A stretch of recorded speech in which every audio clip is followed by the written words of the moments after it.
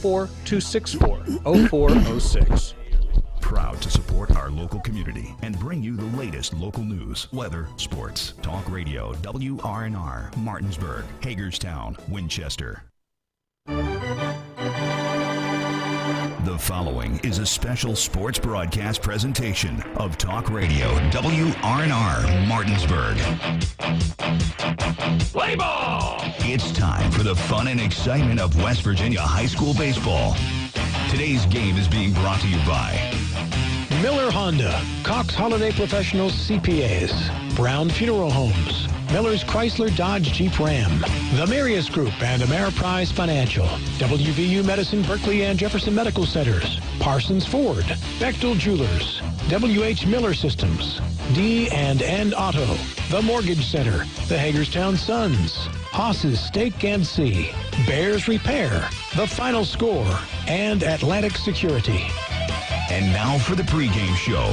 Let's go out to the field and join our Talk Radio WRNR broadcast team. I don't hear you.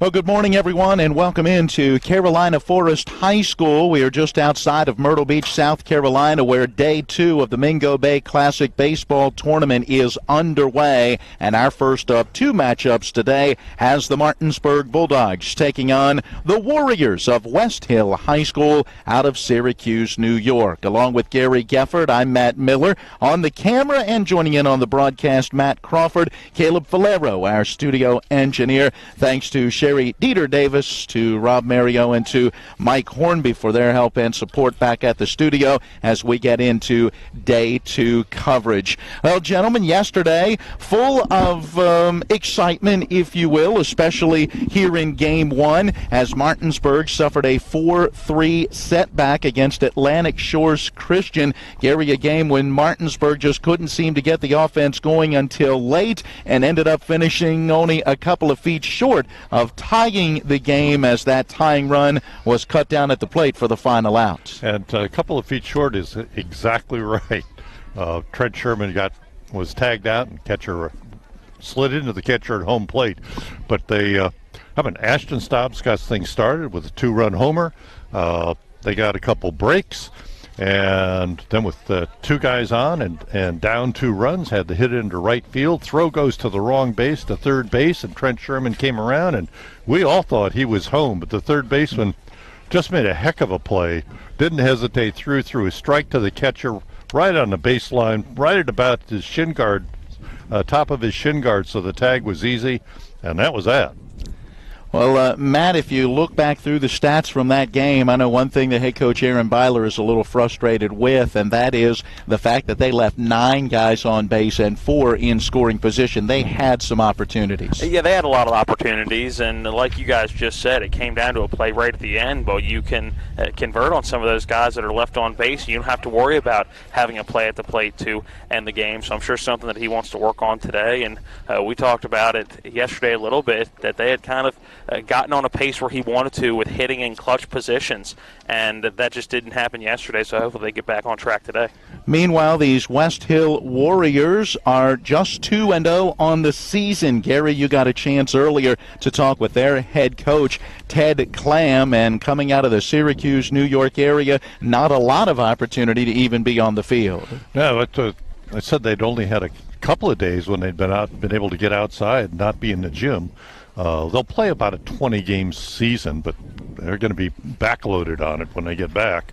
It's been cold. It's been miserable.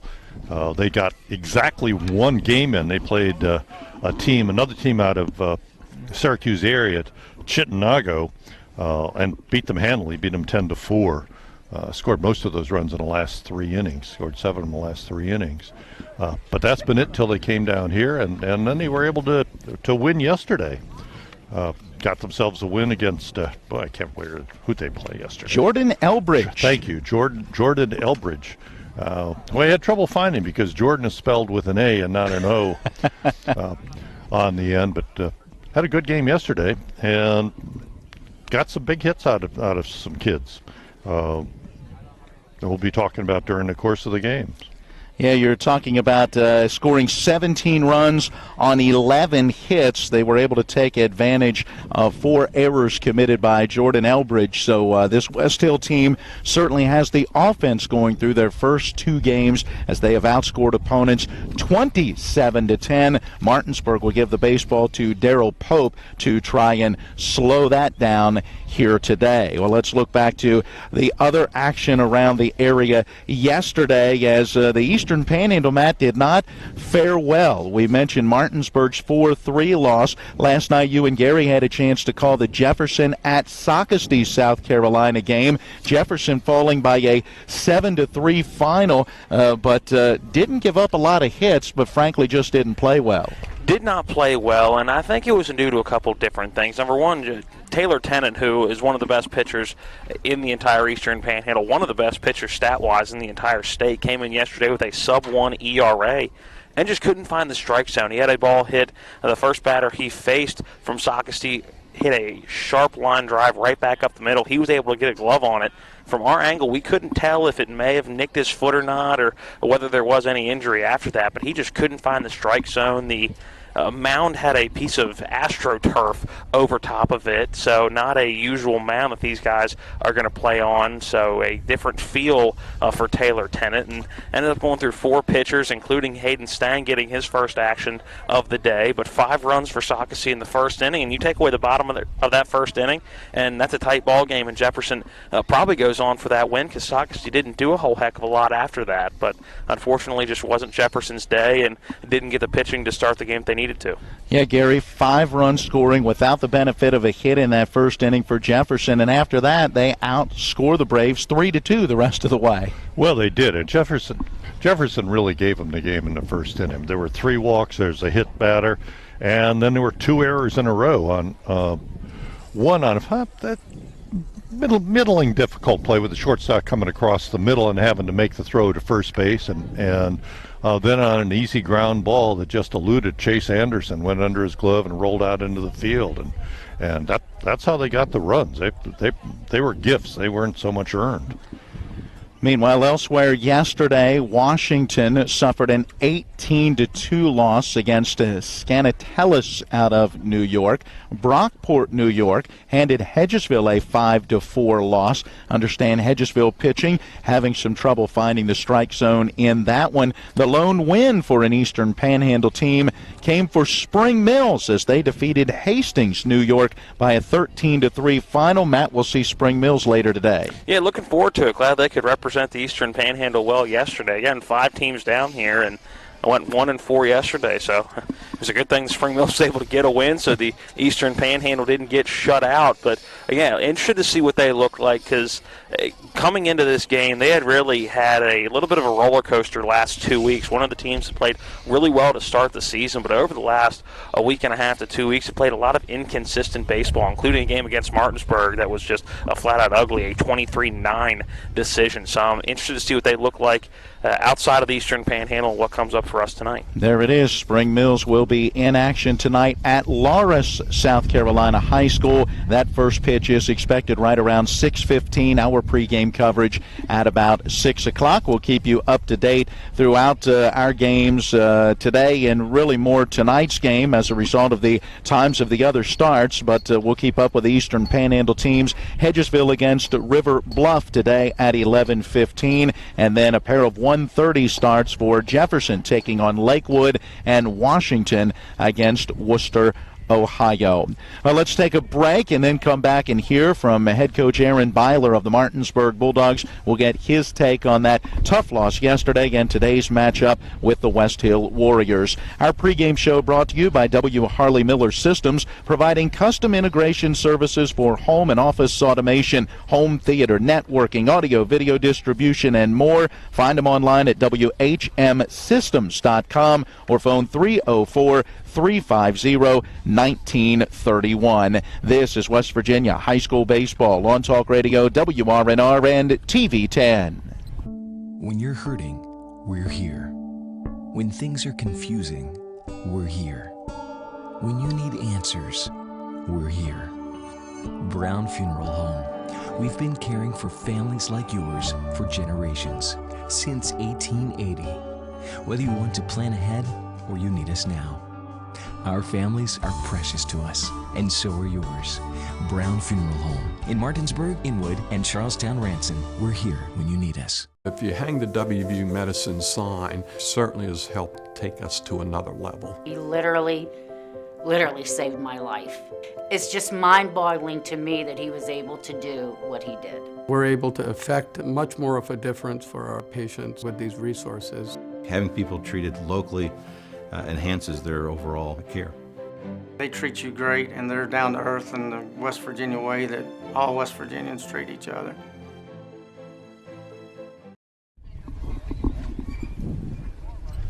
Back once again here at Carolina Forest High School, getting ready for today's matchup at the Mingo Bay Classic between the Martinsburg Bulldogs and the Westhill Warriors.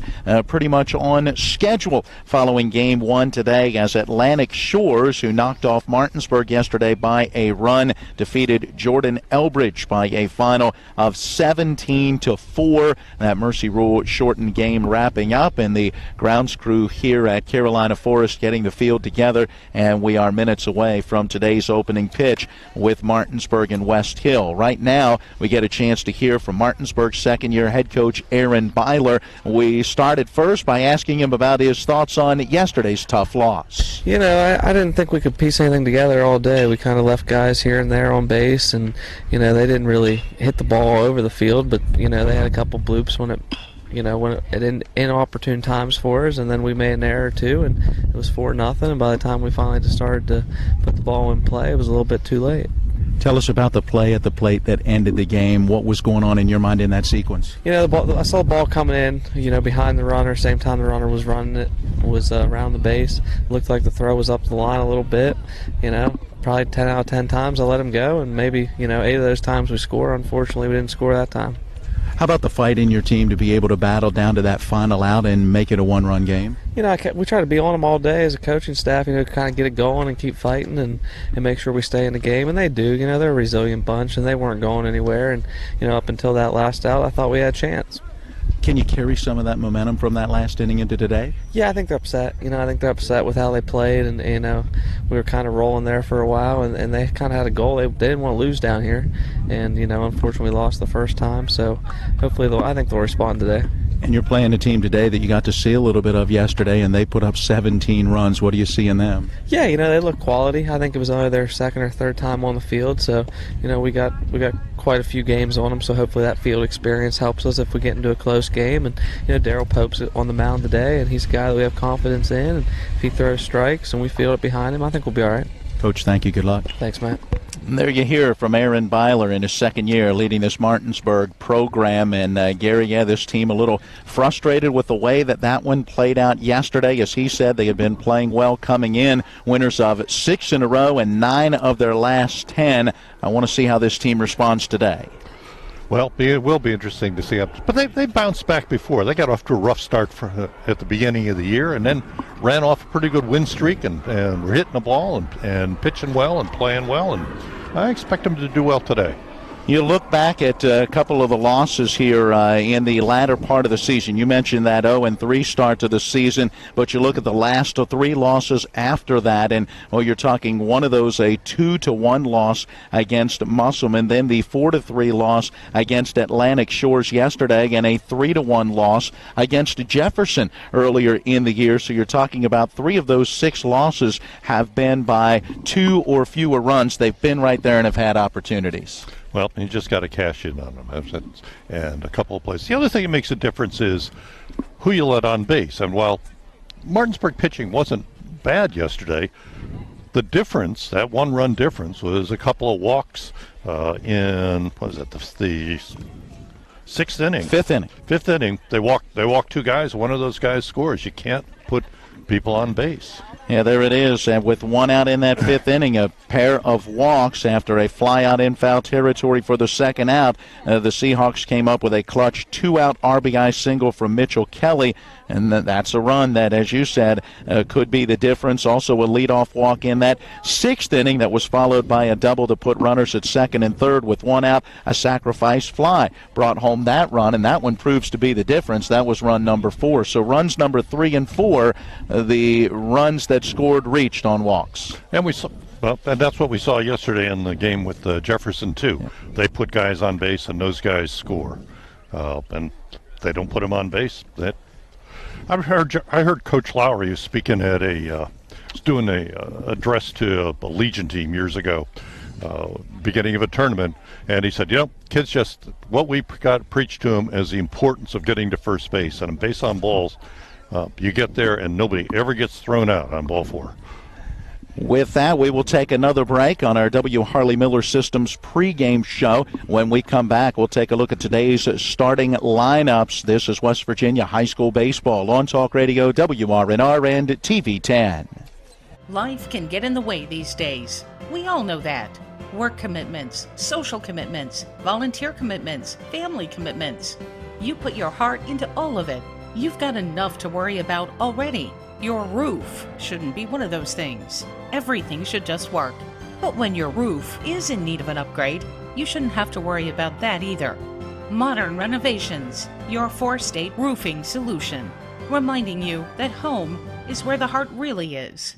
With 4 new car dealerships and 4 used car dealerships in 3 states, Parsons is the largest used car and fastest growing new car dealer in the tri-state area. Take Parsons Ford with huge savings on hundreds of new Fords, financing from 0%, Parsons' goal of financing for all, and Parsons' famous above-market trade-in allowances that help make Parsons #1 for used cars too. See why so many won't buy anywhere but Parsons Ford in Martinsburg. We became #1 by making you #1 first. Parsons.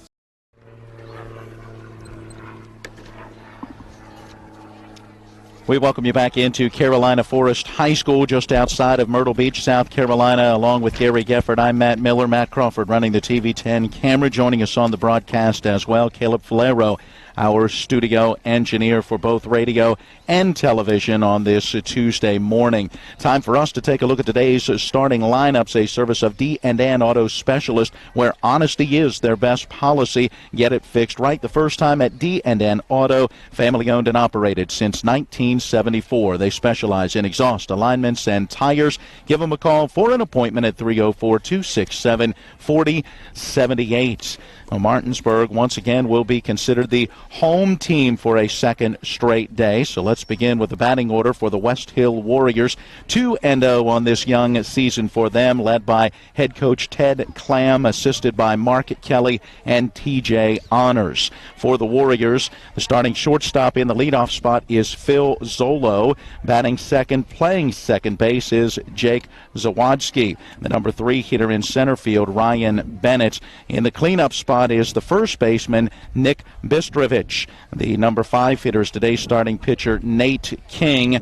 Batting sixth at third base is Brandon Amadon Crawford. The #7 hitter and catcher, Walker Blossy. Batting eighth in right field is Adam Hearn. And the #9 hitter is the left fielder, David McPeak. So they run with a straight starting 9. No designated hitter today for the Warriors. Let's turn our attention to the Martinsburg Bulldogs, who are 15-6 on the season, winners of 6 of their last 7, 9 of their last 11, led by second-year head coach Aaron Baylor, assisted by Kurt Zarnecki, Bo Bartley, Larry Cooper, and Rick Alderton. For the Bulldogs, Grant Harmon, the shortstop, is batting leadoff. He's followed by the first baseman, Nicholas Wright. Batting third at second base is Ashton Stobbs. In the cleanup spot, third baseman Trey Sine. The #5 hitter is today's starting catcher, Aaron Pearson. Batting sixth and pitching is Daryl Pope. The #7 hitter is the left fielder, Cam Burnett. Batting eighth, today's designated hitter, Elijah Banks. He is batting in the spot of starting right fielder, Noah Brittner. And the #9 hitter playing center field today is Austin Bartley. That is a look at our lineups. They're brought to you by D&N Auto Specialist, where honesty is their best policy. Get it fixed right the first time at D&N Auto. Phone 304-267-4078. And you can set up your appointments. Well, the grounds crew has wrapped up their work on the field here. We are waiting for the umpires to get ready, and they will then meet with both head coaches. They'll exchange those lineup cards in behind home plate and go over the ground rules here at Carolina Forest High School. Gary, we were here yesterday, and as we described this facility, plenty of foul territory in behind home plate and really down the lines past where the dugouts are, and then it begins to taper towards the foul pole. But an overthrow, a wild pitch, a pass ball, or even a pop-up not too far away from those foul lines could be in play. Well, it could be, and we saw it towards the end of the game just before this one. Throw that got away from the first baseman, from the shortstop, and it hit the fence and it rolled down the right field line towards the corner. So an overthrow like that is at least one extra base and maybe two. One thing is, last night too, there was a fair amount of foul territory. It looked like there was more foul territory though down the lines at Waccamaw, and here there and less foul territory behind home plate. But these are such gorgeous fields. Yeah. I almost would drool when I see them.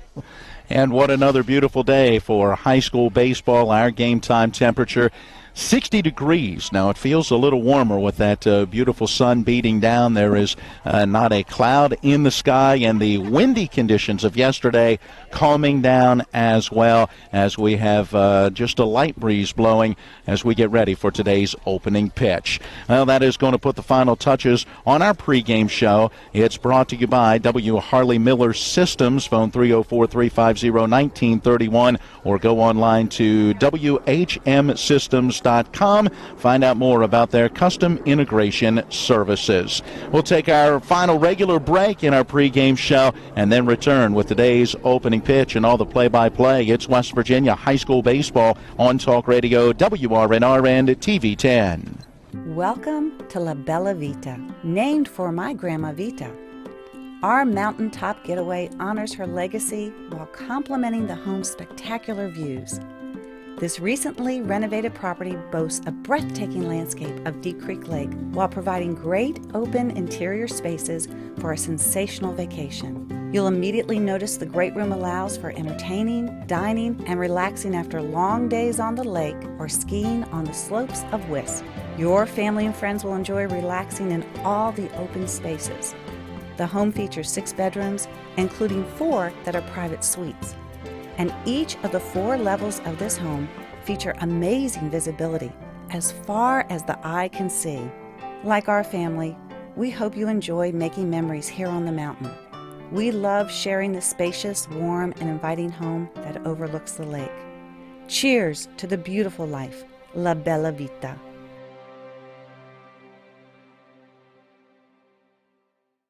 Ron Hawker here. You have no idea what Johnny's goes through to bring you the best seafood around. We have snow crab clusters, shrimp, crab meat, fish, all the best seafood you want at Johnny's. It's a tough job out here, but our customers are worth it. Johnny's with 2 great locations, 1456 Winchester Avenue, Martinsburg, and Route 11 south in Chambersburg.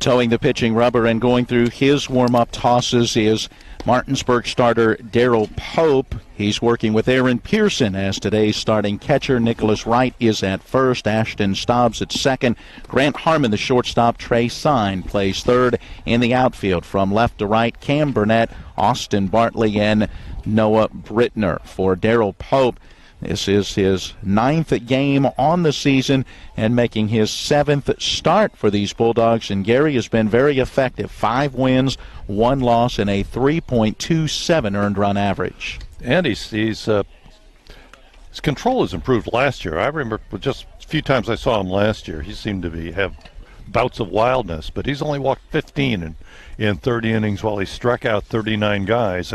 And one of the things I look at is throwing first pitch strikes, and he's doing that 58% of the time, and that's not bad. There it is, the key to the game, right? Getting ahead of the hitter. Most important pitch in baseball, first strike one. Now, shortstop Phil Zolo stepping into the right-hand batter's box for the Westhill Warriors in the road, almost charcoal gray. That's a dark gray uniform with blue lettering and white trim. Martinsburg in the field with the white baseball pants with the black jersey tops, black lettering, and white and orange trim. First pitch of the game in there for a called strike one, and today's opening pitch coming at 11:24. Ready with that next delivery. Pope looks in, has the sign, and the pitch bounced foul. Along the third base side, it's 0-2. Today's opening pitch brought to you by the Mortgage Center on Edwin Miller Boulevard in Martinsburg, where Mark and Cheryl Sabat treat you like family with personal one-on-one service. They'll walk with you from application to settlement, plus low interest rates and closing costs. Don't let somebody throw you a curveball when it comes to your mortgage. Talk to the folks at the Mortgage Center. They're online at mortgagefinancing.com or phone 304-267-9040. Off speed on the 0-2. Misses high, and it's now a ball and 2 strikes. Pope ready with that next pitch, and here it comes. Comes back with a fastball just a bit low and away, 2-2. That was a nice-looking pitch. And borderline pitch. Didn't miss about where the first 2 pitches were. And now the break even on the way. And that one is bounced in the hole at short. Moving over and backhanding is Harmon. His long throw across the diamond, just a little bit high as Nicholas Wright had to go up to get it. Could not keep his foot on the bag, but I'm not sure they got Zolo anyway on that one. It's an infield base hit. I don't think they had him either. It's just a fine play by Grant Harmon, showing his strong arm, even to make that a close play at first base. Well, it was. And he backhanded, and he stumbled a little bit as he was backhanding the ball. It'll bring up just a little bit. Sorry. Jake Zawadski. He stands in the right-hand box and takes for strike one. Matt, if you're Martinsburg and Coach Aaron Baylor, you feeling a little snake bit with the way some of those hits kind of dropped in yesterday, and now this infield hit to get it started? It's baseball. There's not a whole lot you can do about it. So, I mean, you can feel snake bit if you want, but it's not going to change the bloops that are going to come. Here is a bunt pushed up the first base side. Off the mound quickly, Darryl Pope over. He'll scoop it up and make the underhand toss to first, and Zawadski lays down that sacrifice bunt, advancing Zolo to second. And Westhill playing for a run in this first inning. Yeah, but in their first game, Westhill stole 14 bases, although they didn't run it all yesterday. So it'll be interesting to see what they try to do with Martinsburg here today. A run in scoring position with one away for Ryan Bennett, today's starting center fielder. He looks at a fastball for strike one. Bennett 4 of 5. To open this season, so batting .800 through the first 2 games, no homers. He's driven in a pair. They want to give him that opportunity here as they move that runner into scoring position. Here's a pitch that misses high. That one got away from Pope, and it's 1-1. And yesterday Bennett only had 1 hit, but he scored 5 times. He had 3 walks, and couldn't pick out from the box score how he got on the other time. His pitch down low. Good stop by Aaron Pearson as the count moves to 2 balls and 1 strike. 3 base on balls, a hit, and I'm assuming must have reached on an error. 2 ball, 1 strike delivery on the way. That one fouled straight back into the netting, and it's 2 balls and 2 strikes. You look at the hitting in the early going for Bennett and then for Nick Bistrovich in the cleanup spot, and you're talking about 2 guys that have been hitting it well. Nate King as well. Put them together, and the 3 have combined for 13 runs batted in through the first 2 games. 2-2 on the way. That one up and in. It's a full count, 3-2. Well, the team has been hitting, again, only 2 games, a pretty small sample, but they're hitting .349 as a team. Pope will look at the runner at second. Here comes that payoff pitch, and that fastball is popped up. That one off the first base side. Not sure where it is, and that one will drop as Aaron Pearson looking up in the sky. The catcher could not find it. Coming down the line, Nicholas Wright, and the first baseman could not get to it as it ended up hitting in the grass in front of the warning track, just down to the right of our broadcast position. I don't think Pope knew where it was either, because he stopped. He saw that Pearson couldn't find the ball, and Pope stopped about 10 feet from him, and I don't think he picked it up in the sky either. So now that payoff pitch again on the way. High fastball cut on and missed, and Bennett goes down on strikes for the first time this season. That was a nice pitch. Worked him up. Had been working him down and then threw that up there. And I know that ball coming in at that level just seems to look like a beach ball to hitters, but they can't get their arms up. Strikeout number 40 on the season now for Darryl Pope, and he will go to work facing Nick Bistrovich. And the first pitch inside must have grazed off the bat as it rolls in behind home plate for strike one. Hit right above the hands, just hitting the small part of the bat right above where that grip ends. Huh.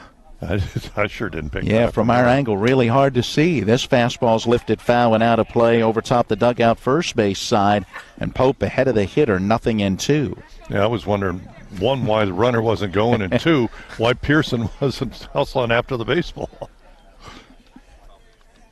Fastball to the plate, and it's a line drive into straightaway center field. Austin Bartley's going to have to play it on a bounce. He's going to fire through to the plate. We may have a play. No. Scoring standing is Phil Zolo, as that throw was just a little bit up the line towards third. And Bistrovich has an RBI single, his 7th run batted in on the year.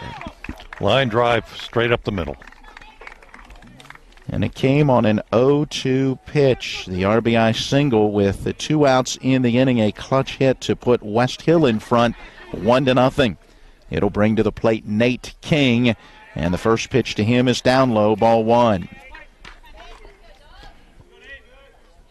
A good solid single for Bistrovich. Didn't try to do too much with it, just put it right back through the box, that line drive into center.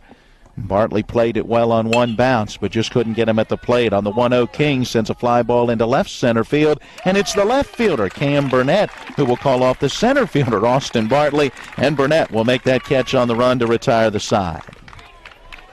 I thought they were going to run into each other for a minute. Communicated well, and in the end, Burnett makes the grab. The inning ends, but a run does score after an infield hit, a sacrifice bunt, and an RBI single. And at the end of a half an inning, it is Westhill 1, Martinsburg coming to bat. The National Maritime Center primary mission is to credential all U.S. mariners. We have approximately 250 employees here in Martinsburg, West Virginia. Most people aren't aware of the quality of life here in Berkeley County. We have a lot of employees that are from the area. We obviously have folks that have to do tours here, and it's kind of a little bit of a hidden secret of how nice the quality of life is here. It's the late nights. It's the early mornings. It's working in the sunshine and rain and snow. It's the dedication, the care, the hours of training that led to the winner's circle. It's our job, our passion, our lives. We are the horsemen. No score as we move to the, 1-0 is the score for Westhill as we move to the bottom half of inning number 1. On the hill getting in his warm-up tosses, Nate King for the Warriors. He's working with catcher Walker Blossy. At first base is Nick Bistrovich. The second baseman, Jake Zawadski. Shortstop, Phil Zolo. And at third, Brandon Amidon Crawford. In the outfield from left to right, David McPeak, Ryan Bennett, and Adam Hearn. It's time for our first inning, first look forecast. Beautiful sunny skies, a light breeze blowing. Our temperature 60 degrees. Our high will be about 64 through the afternoon, 54 the low overnight tonight, and then tomorrow with partly sunny skies, 76 will be the temperature, 75 in clouds on Thursday, and Friday not looking good. Pretty much 90 to 100% chance of rain and thunderstorms. Windy conditions Friday, and that high at about 74. Now the first pitch in this bottom of the first to Grant Harmon misses high for ball 1. Well, King pitched the first game for Westhill. Here's a fastball grounded on the right side of the infield, past the diving second baseman as Zawadski ranged far to his left and then made a dive just to try to keep it on the infield. It got by him for a leadoff base hit. In that first game, King threw 6 innings, just gave up 7 hits, 3 runs, none of them earned. Walked 4 and struck out 8. Got the victory in that 10-4 win against Chittenango, also out of the Syracuse, New York area. A runner on for Nicholas Wright. He'll take the first pitch on the inside corner for a strike. Wright doubled and walked and scored a run yesterday as he went 1 for 3 in Martinsburg's game against Atlantic Shores. Here's a toss over to first. Going back in standing is Harmon. And a double he hit was a rope. Yes. He has shown some power this year with a couple of home runs, and as you mentioned, that frozen rope double. He awaits in that left-hand batter's box as King gets set, working from the stretch, peering over his shoulder. There goes Harmon, and the pitch on the way, line the other direction, a hit and run. That'll be a base hit to left, and we'll put runners at first and second as McPeak plays it on a bounce and holds the runners. And Harmon had a huge jump, but couldn't go to third because Wright hit it too hard. It got out there in a hurry. One bounce to the left fielder. So Ashton Stobbs now to the plates with 2 on and nobody out as Martinsburg has opened this bottom of the first with a pair of singles. 1-0 the lead right now for Westhill, plating a run in that first inning on a couple of hits of their own. Middle infielders ducking over near the bag, trying to keep Harmon close as the off-speed pitch is bounced back towards the shortstop. Could be 2 to second for 1. Relay throw to first and not in time. Stobbs able to leg it out down the line, reaching on the fielder's choice. The out will go 6-4, erasing Nicholas Wright at the second base bag. Grant Harmon will advance from second to third, and Stobbs is aboard at first with 1 away, runners at the corners. That ground ball took a couple of big hops and slowed it down. Which enabled Stobbs, who was booking it, to get down to first base. It'll bring up Trey Sign out of the cleanup spot, today's starting third baseman. Got the start on the mound yesterday for Martinsburg. The right-hand batter has driven in 26 runs, leads the team in that category, and has a runner at third base. There goes the runner towards second as the off-speed pitch misses outside. No throw down from Blossy, as it'll be a stolen base or maybe catcher's indifferent for Stobbs to take second. Stobbs had such a huge jump, there was no sense in making the throw. Sign will await that 1-0 now with 2 in scoring position. Here comes that fastball fouled out of play right field side. 1 ball, 1 strike the count. Sign hitting .358 with no homers and 26 driven in. 24 hits in 67 at-bats. Pretty good when you can have more runs batted in than total number of hits. Yes, it is. He's been productive now with that 1-1 pitch due. Here it comes, and that fastball popped up down the first base line. If it's fair, it's trouble. That one drifting towards foul territory and will drop in as a foul ball. First baseman Bistrovich and the second baseman Zawadsky going hard after it, but neither one could get there, and it landed foul by only a few feet. Had the right fielder in on the action, too. Good spot to hit a pop fly. So the count moves to 1 ball and 2 strikes now for Trey Sign. Aaron Pearson in the on-deck circle. Martinsburg in the dugout off the first base side. Off the third base side, the Westhill Warriors. King working with runners at second and third. 1 out, 1-0 Westhill leading. We're in the bottom of the first inning. Here's an off-speed pitch. Line back up the middle. That one's into center field for a base hit. Harmon will score. Stobbs being waved around as well. Here comes the throw from the center fielder. It's off the mark, and with that throw through, Sign will take second base. Blossy, the catcher, seeing that play in front of him, wanted to throw to second, but as he pulled it out of his glove, he dropped the baseball and had no play. Well, he had no play anyway, and the real problem with that is they had no play on Stobbs at the plate, and he overthrew the cutoff man, which allowed Sign to go to second base. But that, part of the problem for this team is this is about their 4th time on the field, and throwing to the cutoff man in the gym is not the same as throwing the cutoff man out in the field. Not at all. 2-1 Martinsburg now with the lead and another run in scoring position as Aaron Pearson stands in and takes a fastball high for ball 1. Martinsburg yesterday Scored their 3 runs on 7 hits, and they really scattered them out. They couldn't seem to get them bunched together here in the first inning today. 3 hits, and it's led to 2 runs. And make it another as Pearson grounds it in the hole between third and short. Quickly on it is McPeak, the left fielder, getting it into Amadon Crawford at third, and that holds Trey Sine, who made his turnaround third but will stay put there. Runners at the corners again after the hit for Pearson. And Sherman is out as a courtesy runner for Pearson. We saw Trenton Sherman serving as that courtesy runner yesterday. Getting him out there again today. Very good speed on the base paths. And let's see if head coach Aaron Baylor ready to put him in motion at first base. Yeah, that's where I'd be putting my money. Daryl Pope standing in. 2-1 Martinsburg, threatening for more. Bottom half of inning number 1. Daryl Pope looks at a pitch that misses high for ball 1. Today's starting pitcher bats in the number 6 spot in the order. Sherman's not getting a big lead over there. He's got 5 stolen bases, hasn't been thrown out this year. But a short lead now.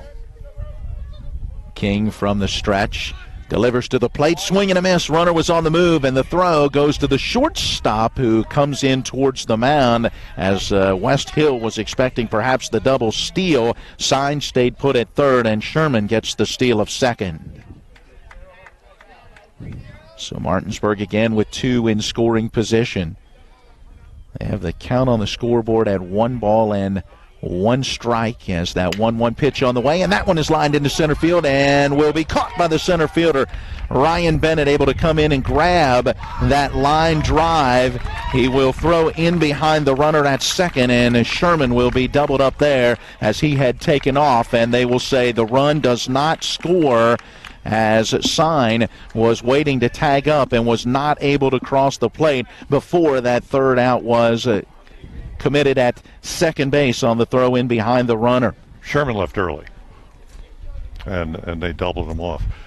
So 2 runs on the board in this first at bat for Martinsburg, and through 1, we take a break with Martinsburg leading Westhill 2-1. It's one of the toughest times you'll ever face when someone close to you passes away. It's a swirl of papers to sign and arrangements to be made, all while you're dealing with grief.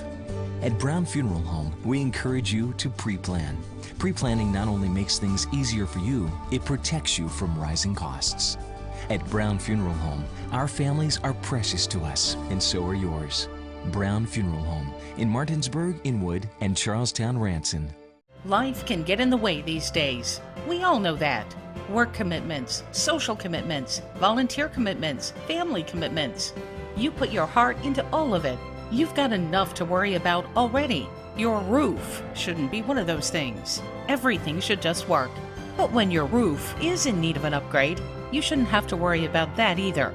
Modern Renovations, your 4-state roofing solution. Reminding you that home is where the heart really is.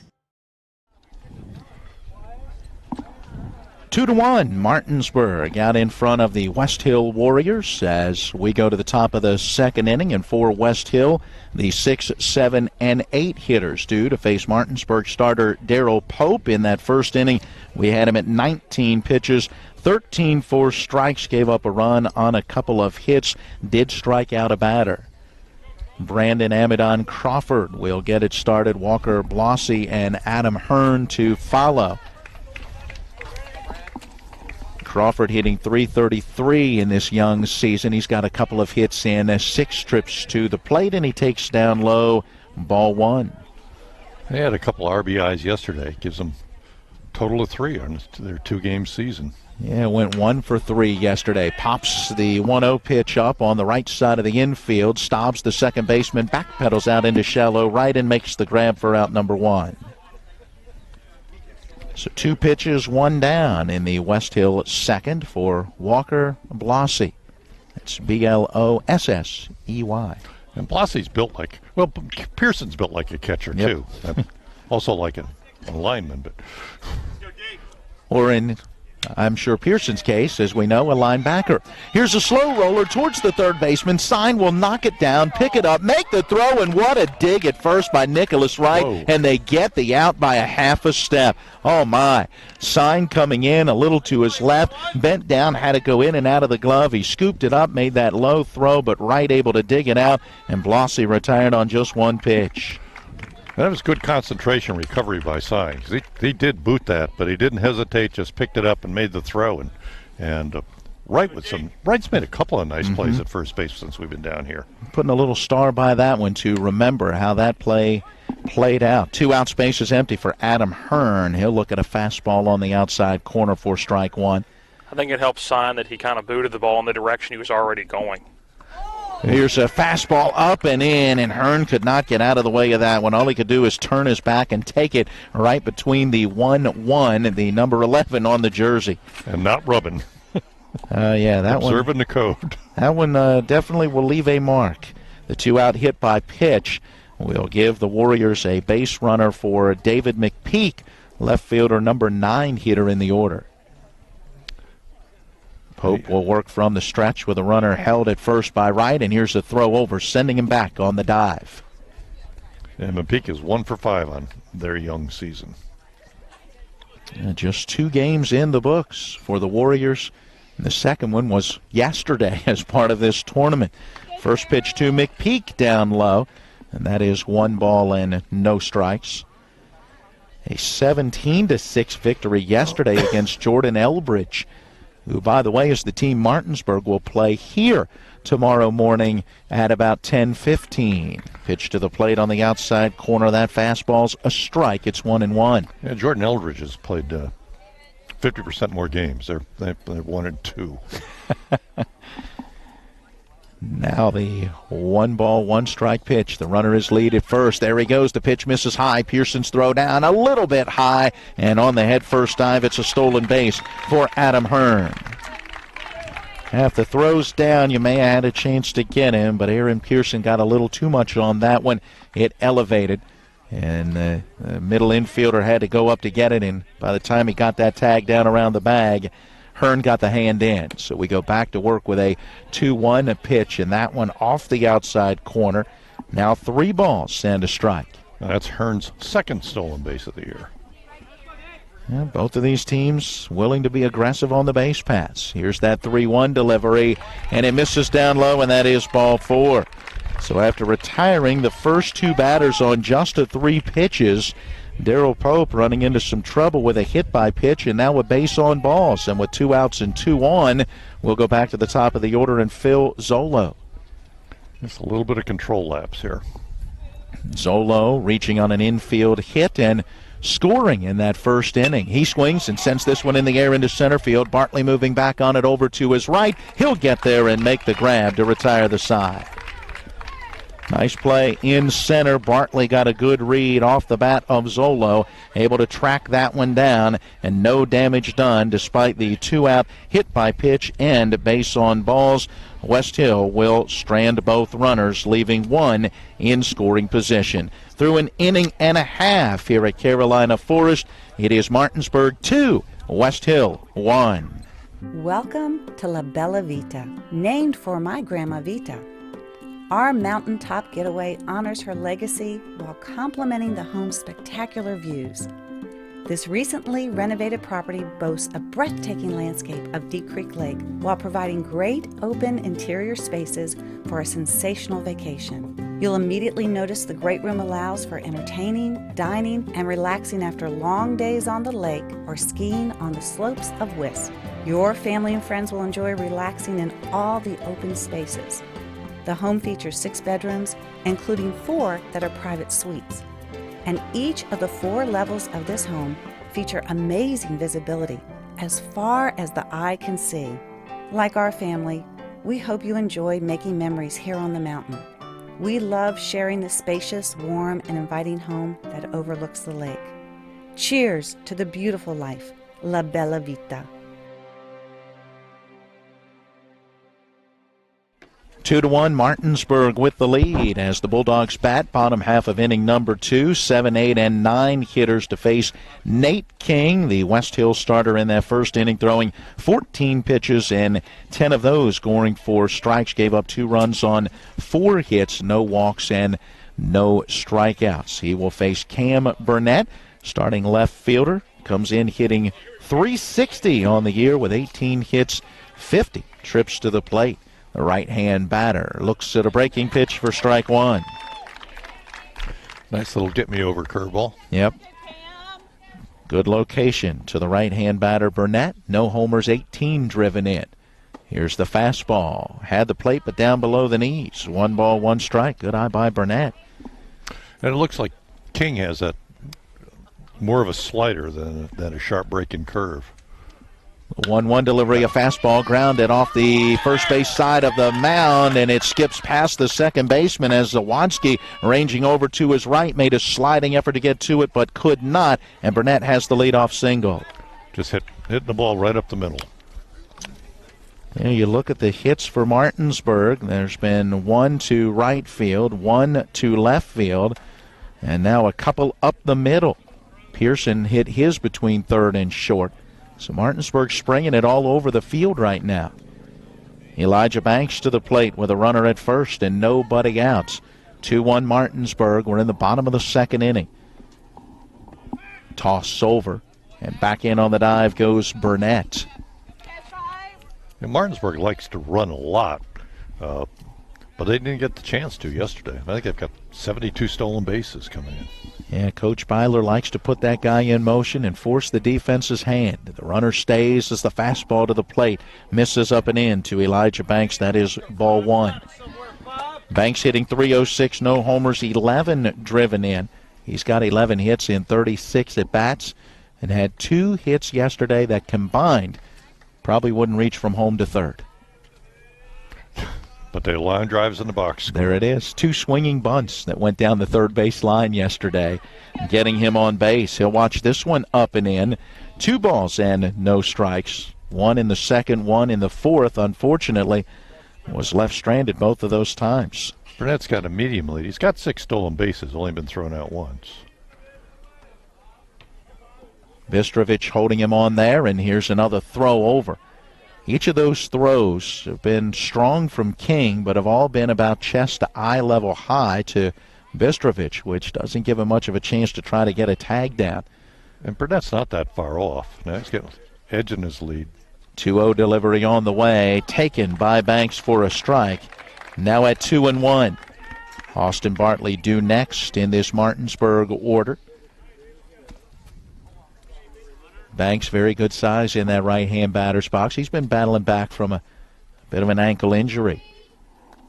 Open stance in the box, and he'll have to be patient. Throw over, and they just about got him at first. Yeah, he was lean. But it was a nice pickoff move because Burnett has been taking a short lead and then dancing a couple steps. And King was apparently watching that because he made that throw just as Burnett was making his dance to extend the lead. Ted Clam coming out of the dugout as the head coach for Westhill off the third base side, wanting to make sure of the call. It was almost an in-between type call, if you will, for our base umpire on the safe at first base. And now Banks will take a 2-1 pitch up and away for ball 3. Yeah, I was confused, too, because he threw his left hand up, but out flat instead of the thumb. It's just like he changed his mind in mid-call. The runner with his lead at first, the 3-1 pitch to the plate, and that fastball is up, and that is ball 4. Good eye by Elijah Banks, throwing his 7th walk on the season. And Martinsburg has the first 2 base runners aboard here in the second, same as they did in that first. Now the number 9 hitter, Austin Bartley, today starting center fielder. Quick visit from Phil Zolo, the shortstop, in to talk to Nate King. It'll be interesting to see what Coach Baylor does here. And Bartley's hitting. He's hitting .340 on the year.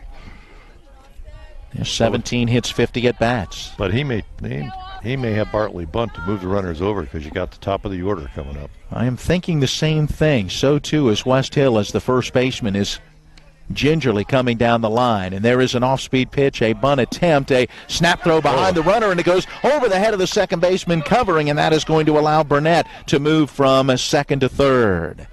Not only gone over the first baseman's head, but it got between the legs of the right fielder. Fortunately, he slowed it. He got his glove, I think, on top of the ball, slowed it down a little, so he had to go back and pick up a couple of steps. Otherwise, Martinsburg gets another run. Yeah, it's an error on the catcher on the throw. Banks was able to get back in on that head-first dive. The second baseman, Zawadzki, kind of sneaking over towards the bag where he would be covering anyway, with Bistrovich, the first baseman, coming down the line for the bunts. And Blossy looked to throw behind Banks, but a little lollipop that ended up in right field, so the error moves Burnett to third. Runners at the corners.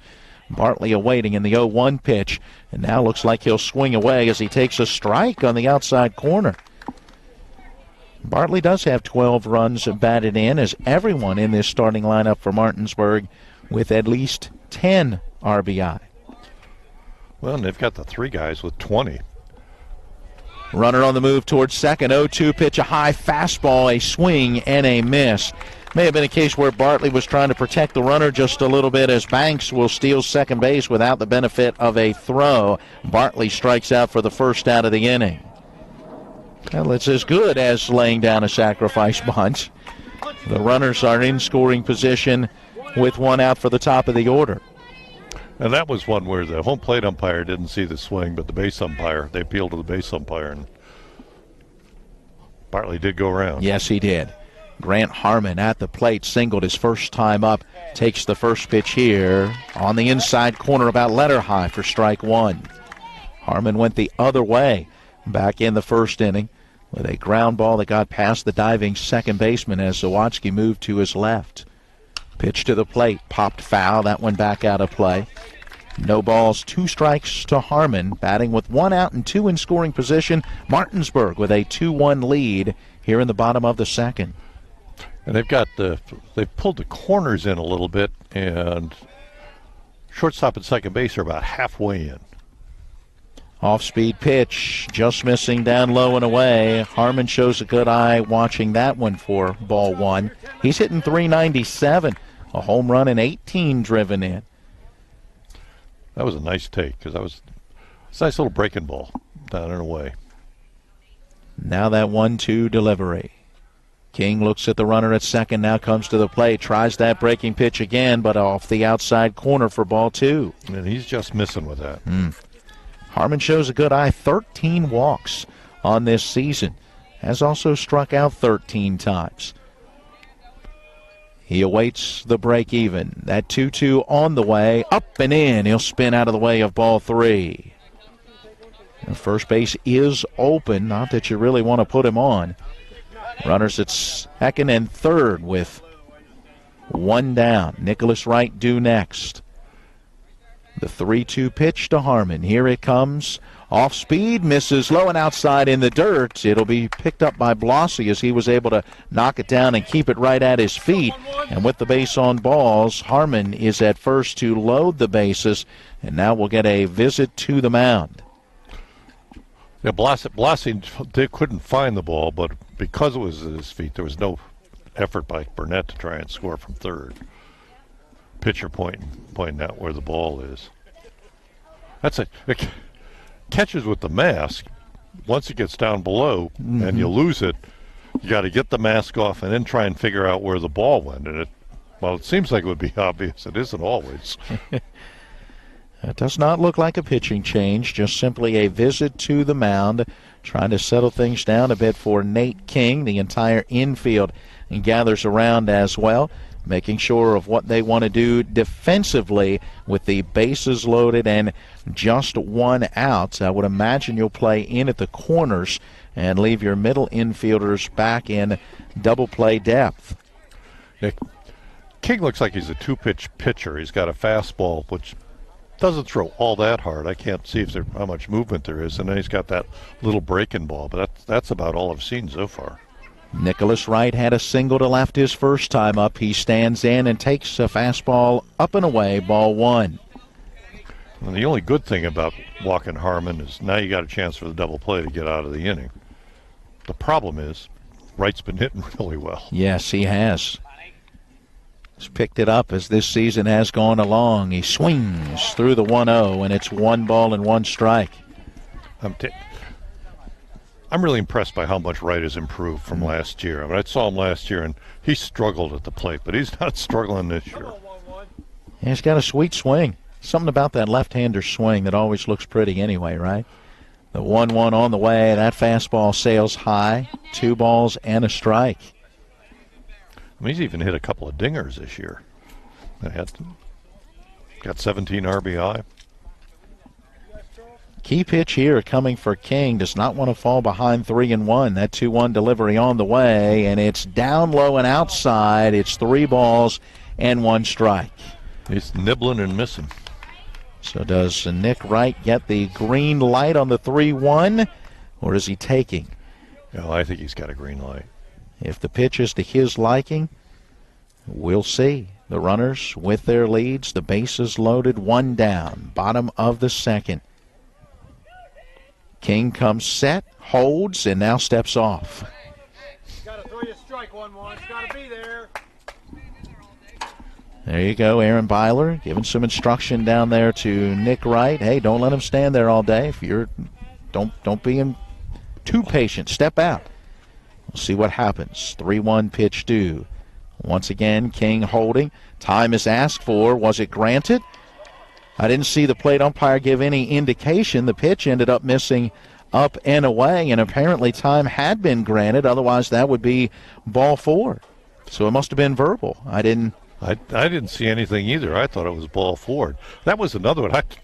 I don't. This is a last night we saw 3-4 times with time granted really late in the pitcher's motion, and had that again here today. The 3-1 on the way, and here's a fly ball, well hit straight away center field, moving back on it, looking up. He's not getting it. Nope, Ryan Bennett going to have to track it down right at the base of the fence. Burnett easily scores. Banks is able to score. Here comes Harmon in the throw to the plate, not in time. It is a bases-clearing double for Nicholas Wright, and Martinsburg now leads at 5-1. That fly ball carried out, but 1-2 hops to the fence. The center fielder had no shot at it. Made a good effort, and Harmon was coming in, and he was right on Banks's back coming across home plate. Well, Nick Wright with that double lifts his RBI total to 20 on the season, becoming the 4th Bulldog to reach the 20-run batted-in plateau. Right in scoring position at second base, still just 1 out in this bottom of the 2nd inning. The Bulldog bats coming to life. Took them late in the game yesterday to finally score 3 runs in that bottom of the 7th, falling short 4-3. And now here in this one today, getting those bats going early with a 5-1 lead, a runner at second, and still just 1 out in this bottom of the 2nd inning. Ashton Stobbs, the batter, swings through the high fastball for strike 1. And you got both middle infielders trying to hold right, which means that there's holes on both sides, and then when they close up, you got people in motion going one way, and if the balls hit the other way, routine ground balls go through. Go hit them. Yep, pitch missing inside, and it did hit him. Stobbs was waiting for the umpire to give the indication, and thankfully just a glancing type of blow. But Stobbs being hit by the pitch will be awarded first base to put runners at first and second for Trey Sign. Yeah, it went right, looked like right across the midsection.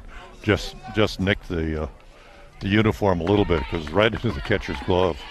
2 hits, 2 walks, and now a hit batter in this inning so far for Martinsburg. Trey Sign to the plate. High fastball ripped down the left field line. If it's fair, it's trouble and foul, only by a couple of feet. Right there, too. You're right there. Sign turning on that one just a little too much. He tomahawked that sucker. Yeah, that fastball was up, no doubt about it. Sign had a 2 RBI single to center in the 1st inning. Chance for more as runners at first and second with 1 out here in this 2nd inning. And he's having a really good season at the plate, hitting .358 with a team-leading 26 RBI coming into the game. Yeah, and he's up that to 28 with the 2 RBI single earlier. Off-speed pitch on the outside corner for a called strike 2. King able to get that borderline pitch. And now Trey Sign has to protect with the count 0-2. The runners with their leads. First baseman plays behind the runner at first with 2-1. There's that breaking pitch in the dirt. Sign able to hold back, and it's 1 ball, 2 strikes. He wanted to swing. He does, and that King now is trying to throw the breaking pitch almost all the time because he's just not getting the fastball by anybody. Aaron Pearson due next. Sign in that right-hand batter's box. Asks for and is granted time. Now steps out. Going back to when Nicholas Wright was in the box, he stuck the hand back, but that doesn't mean the umpire has to grant time. The pitcher continued right through the motion. That's why I didn't think that it had been granted. It must have been verbal in some way. Yeah, usually the umpire immediately takes a step to one side and throws his hands up.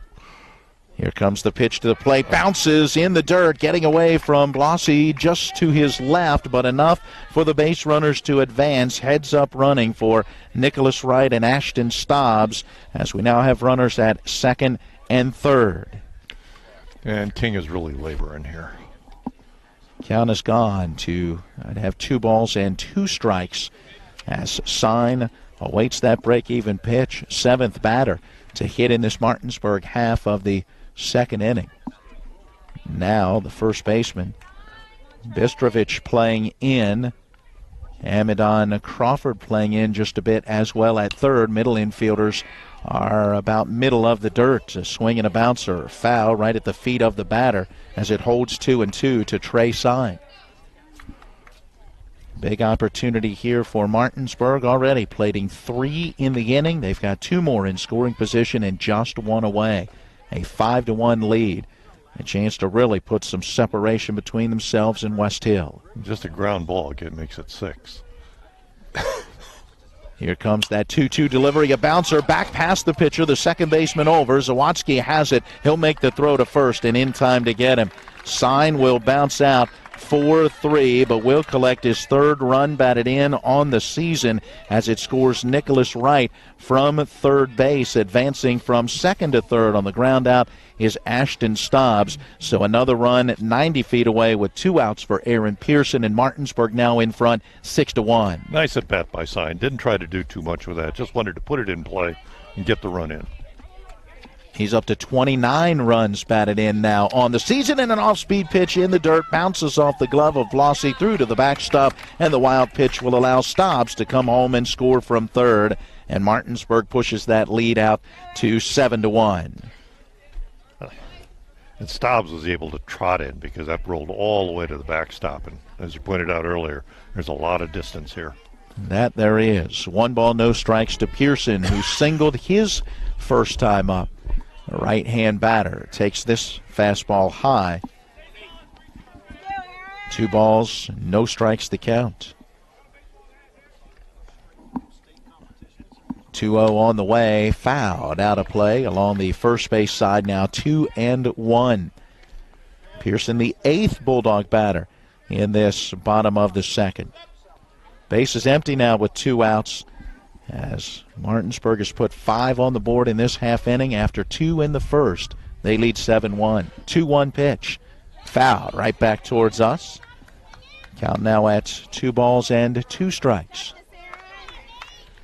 That was a fastball down and away. Pearson able to get got the barrel on it. Now that 2-2. Off-speed pitch, a swing and a miss, had him out in front. Taking that one out of the dirt is Walker Blossy. He'll apply a tag to Pearson, who stayed in the box after that big swing and miss. 2 strikeouts in the inning for Nate King, but damage done as he also walked a pair, hit a batter, and Martinsburg came up with a couple of big base hits and an RBI ground out, putting 5 on the board. And as we head to the third, it's now Martinsburg 7 and Westhill 1. The level of care that I got at WVU Medicine was top-notch. If you're not progressing in healthcare, you're falling behind. Is really an integration, looking at a clinical care network, looking at the good people who can help push the envelope and raise the bar for delivering quality healthcare product. To have my life back is absolutely a blessing. I am beyond thankful for WVU Medicine. I absolutely 100% have my life back. With 4 new car dealerships and 4 used car dealerships in 3 states, Parsons is the largest used car and fastest growing new car dealer in the tri-state area. Take Parsons Ford with huge savings on hundreds of new Fords, financing from 0%, Parsons' goal of financing for all, and Parsons' famous above-market trade-in allowances that help make Parsons #1 for used cars too. See why so many won't buy anywhere but Parsons Ford in Martinsburg. We became #1 by making you #1 first. Parsons. One error. Here we go to the top of the third inning. As always, our trivia inning. Here in the top of the third, we'll give you a trivia question and the station telephone number. First to call and get through with the correct answer will pick up 4 tickets to an upcoming Hagerstown Suns minor league baseball game, along with a pair of $15 gift certificates, so that's $30 gift certificate total to Haas's Steak and See. They're on Edwin Miller Boulevard in Martinsburg. Check them out on Facebook, and remember, for a great meal at a great price, stop by Haas's Steak and See, where your family wants to eat. Here's a pop-up foul, back out of play on the first pitch to Jake Zawadski. At the end of that last inning, I think the catcher, McPeak, caught it on the. He caught the ball on the bounce. Well, not McPeak's not the catcher. Blossy caught the ball on the bounce and tagged Pearson, and Pearson took exception to that. Zawadski on that 0-1 pitch sends a sharp liner between the first and second baseman and out into right field. Third hit of the day now for the Westhill Warriors. They have a leadoff batter on for a second time as Phil Zolo reached to lead off the first inning and eventually came around to score. Let's see how this third inning plays out as Ryan Bennett stands in. And after that big inning, Pope's job here is to put up a 0 on the scoreboard. Don't want to let them get back in the game. 7-1, that lead for Martinsburg. Bennett 0 for 1. Struck out swinging at a 3-2 pitch his first time up, and he turns on the first pitch he sees and sends this one between the shortstop and third baseman out into left field for a base hit. Back-to-back singles, and Westhill has runners at first and second. And that wasn't a bad pitch. Bennett just went down and got it. So Daryl Pope will see what he can do facing Nick Bistrovich, who had an RBI single to center his first time up. He goes after that first pitch, fouls it to the screen just above our heads. Count at 0-1. We'll get to our trivia question here in a moment. Runners stretch out their leads. Wright plays behind the runner at first with 2 on. Breaking pitch stays high. Count 1-1 now to Bistrovich. He was 2 for 4 in yesterday's win against Jordan Elbridge. Had 3 runs batted in. Pope comes back with strike 2 as the count moves to 1-2. Well, he came in hitting .571 on the 2-game season. And increased that 5 hits in 8 trips to the plate after a single his first time up. Here he pops it up into shallow left center field. Grant Harmon, the shortstop, gets back and underneath of it to make the play for out number 1, and the runners have to hold at first and second. So a pop-out retires Bistrovich, and now Nate King to the plate. We'll get into our trivia question as he stands in. He's 0 for 1 with a fly out to left, and he'll take a fastball at the knees for strike 1. Our third inning trivia question: in 1982, the Chicago Cubs retired their first jersey. It was number 14. In whose honor did they retire that number 14 jersey? King takes a pitch up and in, 1 ball and 1 strike. One more time, in 1982, the Chicago Cubs retired their first jersey. It was number 14. In whose honor? Pitch on the 1-1, popped foul back out of play just to the right of our broadcast position over the bleachers to our right. A ball and 2 strikes. The telephone number 304-263-6540, 304-263-6540. Be the first to call and get through to Caleb Falero with the correct answer, and you'll pick up today's prize package. Off-speed pitch, ripped but foul down into the left field corner. Hey, Matt, can I call and try to get this one? Do you know this one? I figured as a you didn't even have to put the number. You could have just said the first number retired by the Cubs, and I'd have had it. But I figured as the a Cubby 14 is a giveaway. Cubby fan that you would be right on top of this one. Nolan Ryan played for the Cubs? I did. Gary, we're not supposed to give the answer away until the bottom of the third. No, that is not the correct answer, folks. But if you know it, you just narrowed it down, so now only a couple other 100,000 to go through. Give Caleb Falero a call. You just might win that prize package. Again, in 1982, the Chicago Cubs retired their first jersey. It was number 14 in whose honor? 304-263-6540 to get that third inning trivia prize package. The 1-2 popped up foul territory. First base side, Nicholas Wright ranging over is able to make the play for out number 2, and again the runners hold.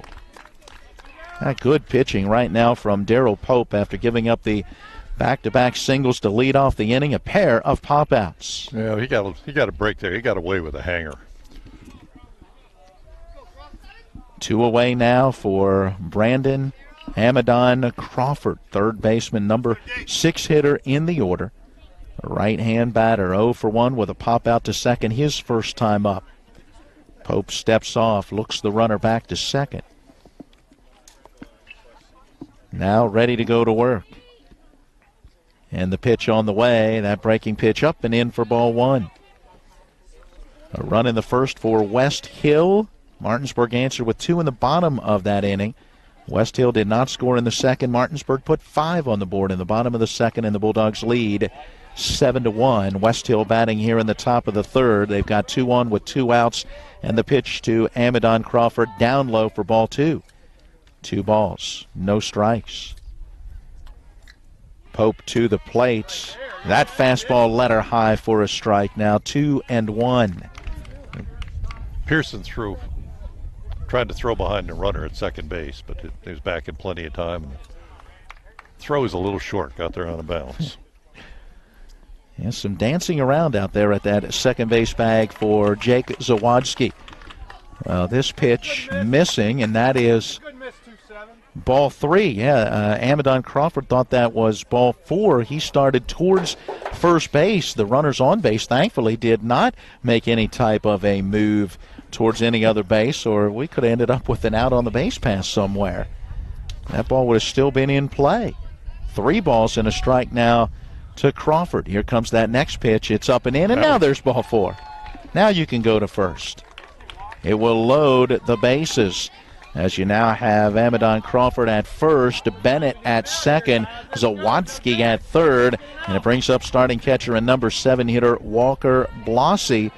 He is 0 for 1 with a bounce out to third. By the way, Jake Talley of Martinsburg is our third inning trivia winner. Congratulations, Jake, and we'll give you not Gary Geffert's answer, but the correct answer in the bottom of the third. First pitch to Blossy in there for a strike. Pope with the 0-1. That fastball misses away, 1-1.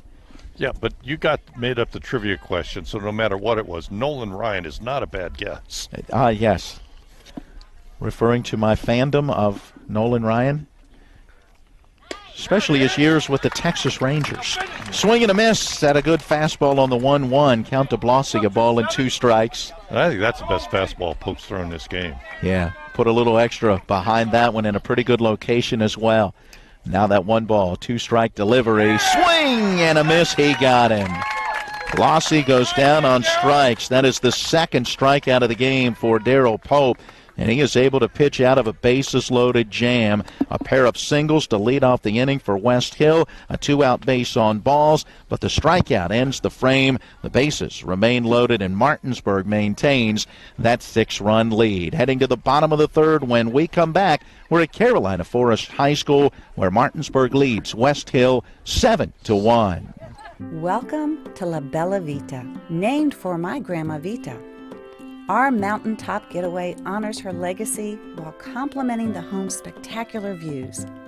This recently renovated property boasts a breathtaking landscape of Deep Creek Lake while providing great open interior spaces for a sensational vacation. You'll immediately notice the great room allows for entertaining, dining, and relaxing after long days on the lake or skiing on the slopes of Wisp.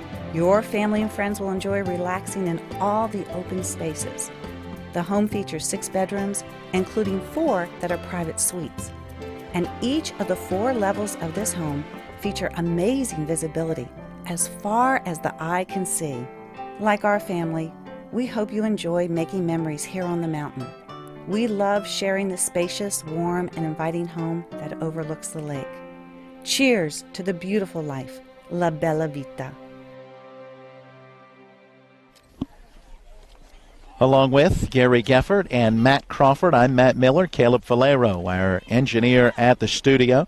We are coming your way from Carolina Forest High School, just outside of Myrtle Beach, South Carolina, where it is day 2 of the Mingo Bay Classic Baseball Tournament. 90-plus teams from all up and down the East Coast taking part in this tournament, being played at 10 different high schools in the region.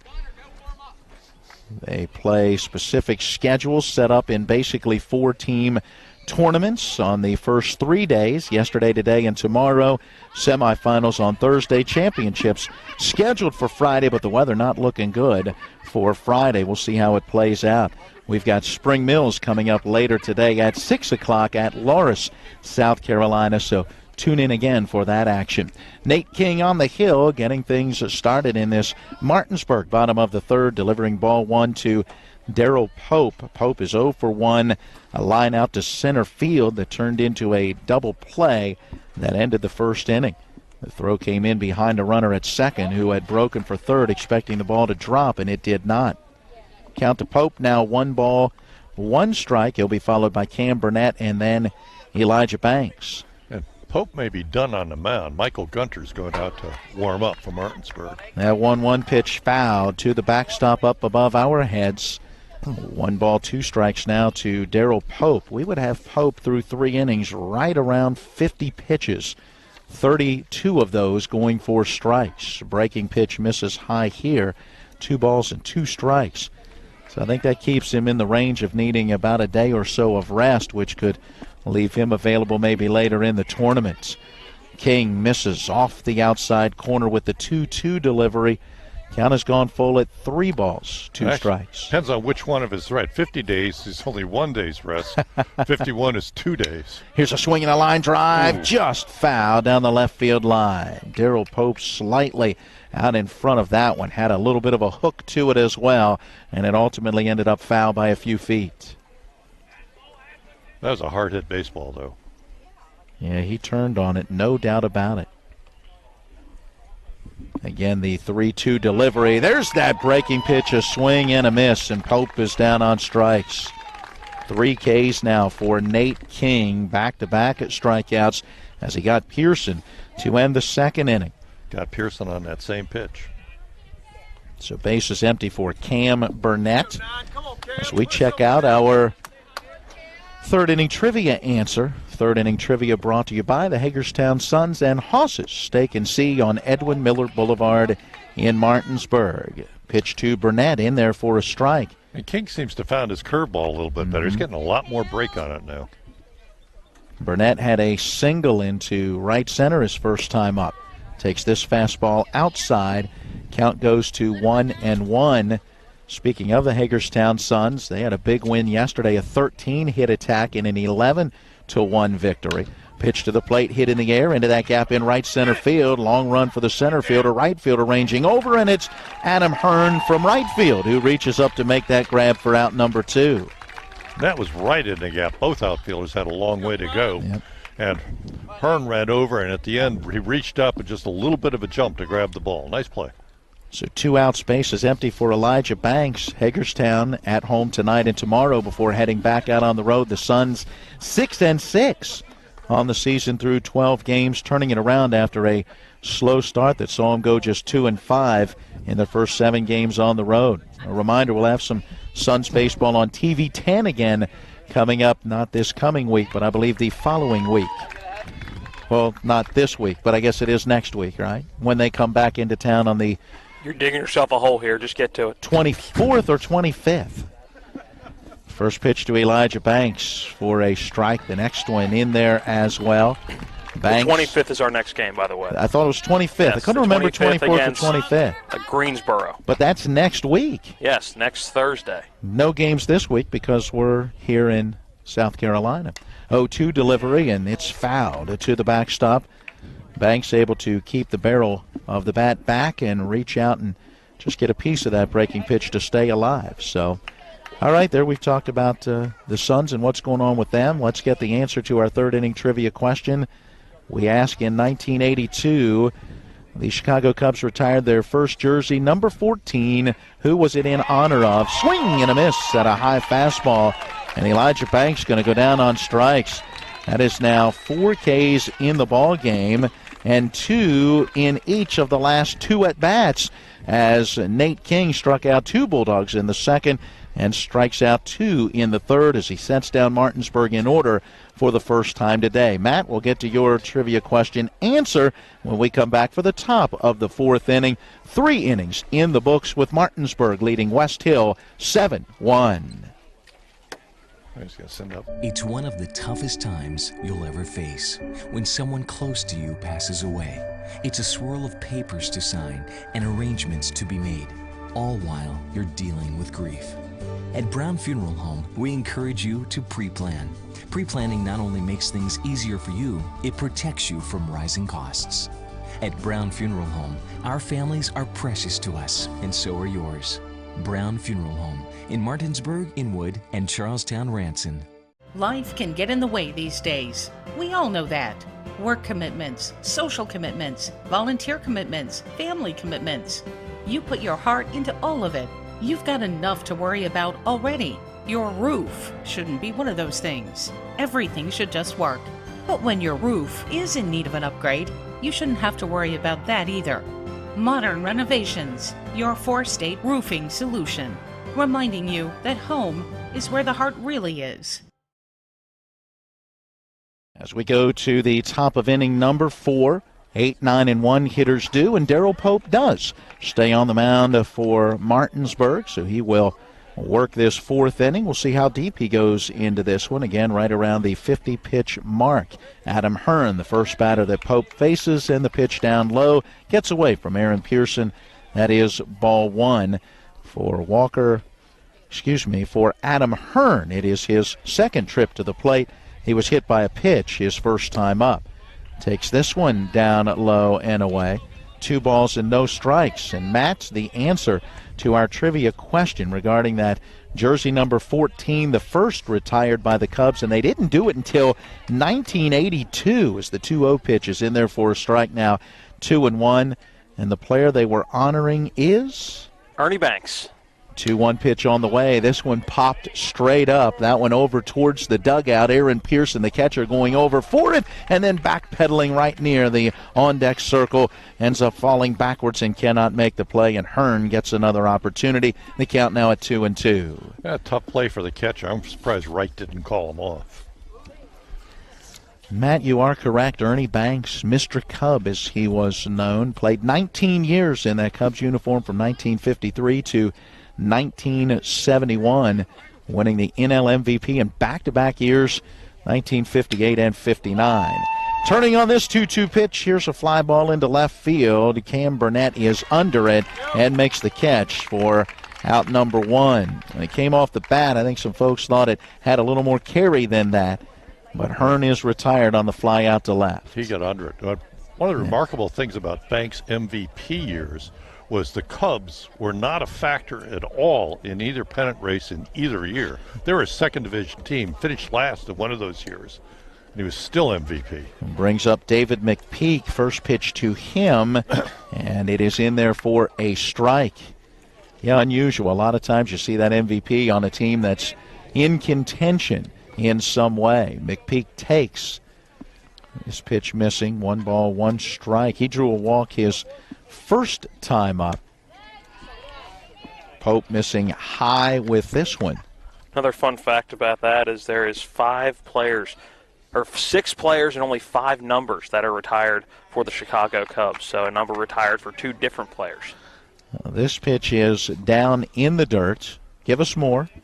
31 is Fergie Jenkins and Greg Maddox, so the 31 retired for both of them, and then Billy Williams, Ryan Sandberg, and Ron Santo. 3-1 on the way, and that one low and outside. That is ball 4, and that will be the third walk allowed, along with a hit batter on the day for Daryl Pope. I tend to forget about Greg Maddox, because you think of all those years. He didn't have his success till he left Chicago. It was kind of the curse of being a Cubs fan at the time. Hey, go to Atlanta and have a Hall of Fame career. I was going to say, that's where I tend to think of his big years. We're back to the top of the order, and Phil Zolo, the shortstop, takes down low ball 1. Zolo 1 for 2, having reached on an infield single and scored in the first. Last time up in the second, had a fly out to center.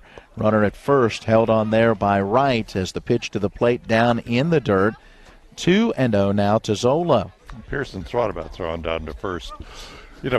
Matt would appreciate the controversy over Ron Santo not being a Hall of Fame.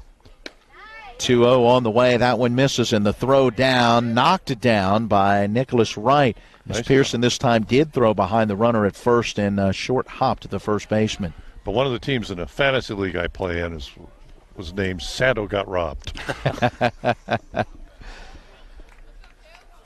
3-0 the count, and that now marks 7 of the last 8 pitches out of the strike zone for Daryl Pope. And, we'll make it 8 out of the last 9 as that is ball 4. A 4-pitch walk to Phil Zolo after a 5-pitch walk to David McPeak. And Kurt Zarnecki makes his way out to the mound. We'll see if this is likely just a conversation to try to get Daryl Pope refocused. 1 out with 2 on, runners at first and second. Jake Zawadski, the batter due. 7-1, the lead for Martinsburg. And we got sort of an interesting contrast. King seems to have found both his breaking ball in the strike zone, and Pope seems to have lost it. Our storyline to this point, Martinsburg has plated their 7 runs on 6 hits. No errors, 1 left, and they left that runner in scoring position. Westhill plating 1 run on 4 hits. They've committed 1 error. They stranded 6 base runners, and 3 have been in scoring position. Westhill scored first on an RBI single from Nick Bistrovich in the first inning. Martinsburg answered with a 2 RBI single from Trey Sign in the bottom of the first, and then 5 runs in that bottom of the second. The big blow, a bases-loaded, bases-clearing 3 RBI double from Nicholas Wright. Well, action back underway, and standing in as Zawadski takes strike 1. Next delivery to him, and it's a bouncing ball, hugging that third base line right near the bag. Signs got it, rears back, makes that throw to first, but not quite in time. He had to wait for that ball to get there to make sure that he could step on third and retire McPeak for the first out of the inning, and then just couldn't get enough on that throw across the diamond. So Phil Zolo stands at second. Zawadski is aboard at first as he reaches on the fielder's choice. 2 outs in the inning. It was a slowly hit ground ball and seemed to slow down as it approached Sign. He started to charge, realized the best play was get the lead runner. Took it, got it, and made a good throw to first base, but ball was too slowly hit. Nice play by Sign. Good decision. So Ryan Bennett at the plate. He is 1 for 2. He takes this pitch that misses up, and that should be ball 2. That first one not in the zone either. Bennett with a single his last time up. 2 outs in the inning. Pope trying to get out of it. Here's a pop-up. Foul territory, third base side. It will get out of play. Trey Sign goes all the way over to the fence, but can only watch it. Already 6 runners left on base and 3 in scoring position. And my apologies, that count we just got from the umpire at 1 ball, 2 strikes, it looks like, as opposed to 2-1. Here's a ground ball sharply hit past the third baseman out into left field. Burnett is up with it. He's going to throw through, cut off by Sign at third as the run comes home to score as Zolo scores from second on the RBI base hit from Ryan Bennett. Runners at first and second. And now the Martinsburg lead cut to 7-2. Good throw by Burnett. It was on the line and right at the level where Sign, the cutoff man, could cut it off, prevent the runner from going to third. go, guys. Let's get this last out here. Let's go. So 2 outs with runners at first and second for Nick Bistrovich, and the first pitch to him down low and outside for a ball. He had an RBI single back in the first, popped out to short his last time up in the third. 3 runs batted in on the season now for Bennett with that RBI single. Here's a pop-up, and that one on the infield, right off the first base side of the mound, and Darryl Pope, who normally plays center field, calls everyone off and makes that catch. So the side retired on the pop-out back to the pitcher, but some damage done thanks to a couple of walks and then an RBI single from Ryan Bennett. Another run on the board for Westhill. But as we go to the bottom of the fourth, Martinsburg maintains the lead out in front, 7-2. See if I covered. If you hang the WVU Medicine sign, certainly has helped take us to another level. Evolving what we try to do as physicians and as a health system and organization is the mission of WVU Medicine, and it's an exciting mission to be a part of. With the knowledge and the years of practice that they've put into this institution, they know a lot. They can help you, and they've helped me a lot. Having people treated locally enhances their overall care. With 4 new car dealerships and 4 used car dealerships in 3 states, Parsons is the largest used car and fastest growing new car dealer in the tri-state area. Take Parsons Ford with huge savings on hundreds of new Fords, financing from 0%. Parsons' goal of financing for all. And Parsons' famous above market trade-in allowances that help make Parsons #1 for used cars too. See why so many won't buy anywhere but Parsons Ford in Martinsburg. We became #1 by making you #1 first. Parsons. We'll go to the bottom half of inning number 4. Game scheduled to go 7. Martinsburg against Westhill, New York, from here at the Mingo Bay Classic in Myrtle Beach, South Carolina. Austin Bartley will get things started. Center fielder number 9, hitter in the Bulldog order. 0 for 1. A strikeout to Victim swinging at an 0-2 pitch back in the second inning. A right-hand batter against the right-hand pitcher, Nate King, who set down the side in order in the third inning. Fastball right down the middle for strike 1. Yeah, he struck out 3 of the last 4 hitters. He gave up 7 runs on 6 hits through the first 2 innings, and there's that breaking pitch again, and a swing and a miss by Bartley. 0-2. That pitch has gotten better for him as the game has gone. Yeah, he did not have that downward break the first couple innings. Now the 0-2 on the way. Fastball grounder right back up the middle. The shortstop over to his left. He's got it. Makes the throw and not in time at first. Nice dig by Bistrovich on the throw from Zolo as it was up the line a little towards right field. Bounced up into the mitt of the first baseman. But Zolo, after ranging far to his left to keep it on the infield, just could never square up to get anything on the throw. And he went a long way to get that ball. That was a nice. I didn't think he had a shot at getting it. I thought it was through. So Bartley reaches on the infield base hit. Back to the top of the order, and Grant Harmon, who's been on base twice with a single, a walk, and 2 runs scored. He takes a fastball high for ball 1. Here in this 4th inning, we'll take a look at what else is going on around the Eastern Panhandle Athletic Conference. 5 of the 6 teams here in Myrtle Beach. Bartley is lead, held on by Bistrovich at first as the pitch to the plate, a fastball misses high. 2-0 now to Harmon. Well, Bartley's got 6 stolen bases on the year, been thrown out a couple times. Not getting a huge lead here, but wouldn't be surprised to see him go. Oh, well, there is the toss over, and he was leaning, and did they get him? No, they did not. Again, that throw over from King tends to be a little high, and by the time Bistrovich can catch it and then get that glove down, it's given the runner a chance to get back in. Yeah, he had Bartley going the wrong way. Yes. Bartley managed to get back on the dive, and he'll again stretch out his lead. King ready to the plate. Fastball inside corner for a strike. Harmon was taking, and it's now 2-1. 7-2. Martinsburg leading as they bat bottom of the 4th. Looking for their 16th win on the year, 15-6. Coming into this one today, winners of 6 of their last 7. Breaking pitch on that inside corner for a called strike 2. Well, Bartley isn't getting a big lead, and when they caught him, he was trying to time the delivery and just start early in the delivery, and he guessed wrong. Got lucky, got back. And there goes the throw over.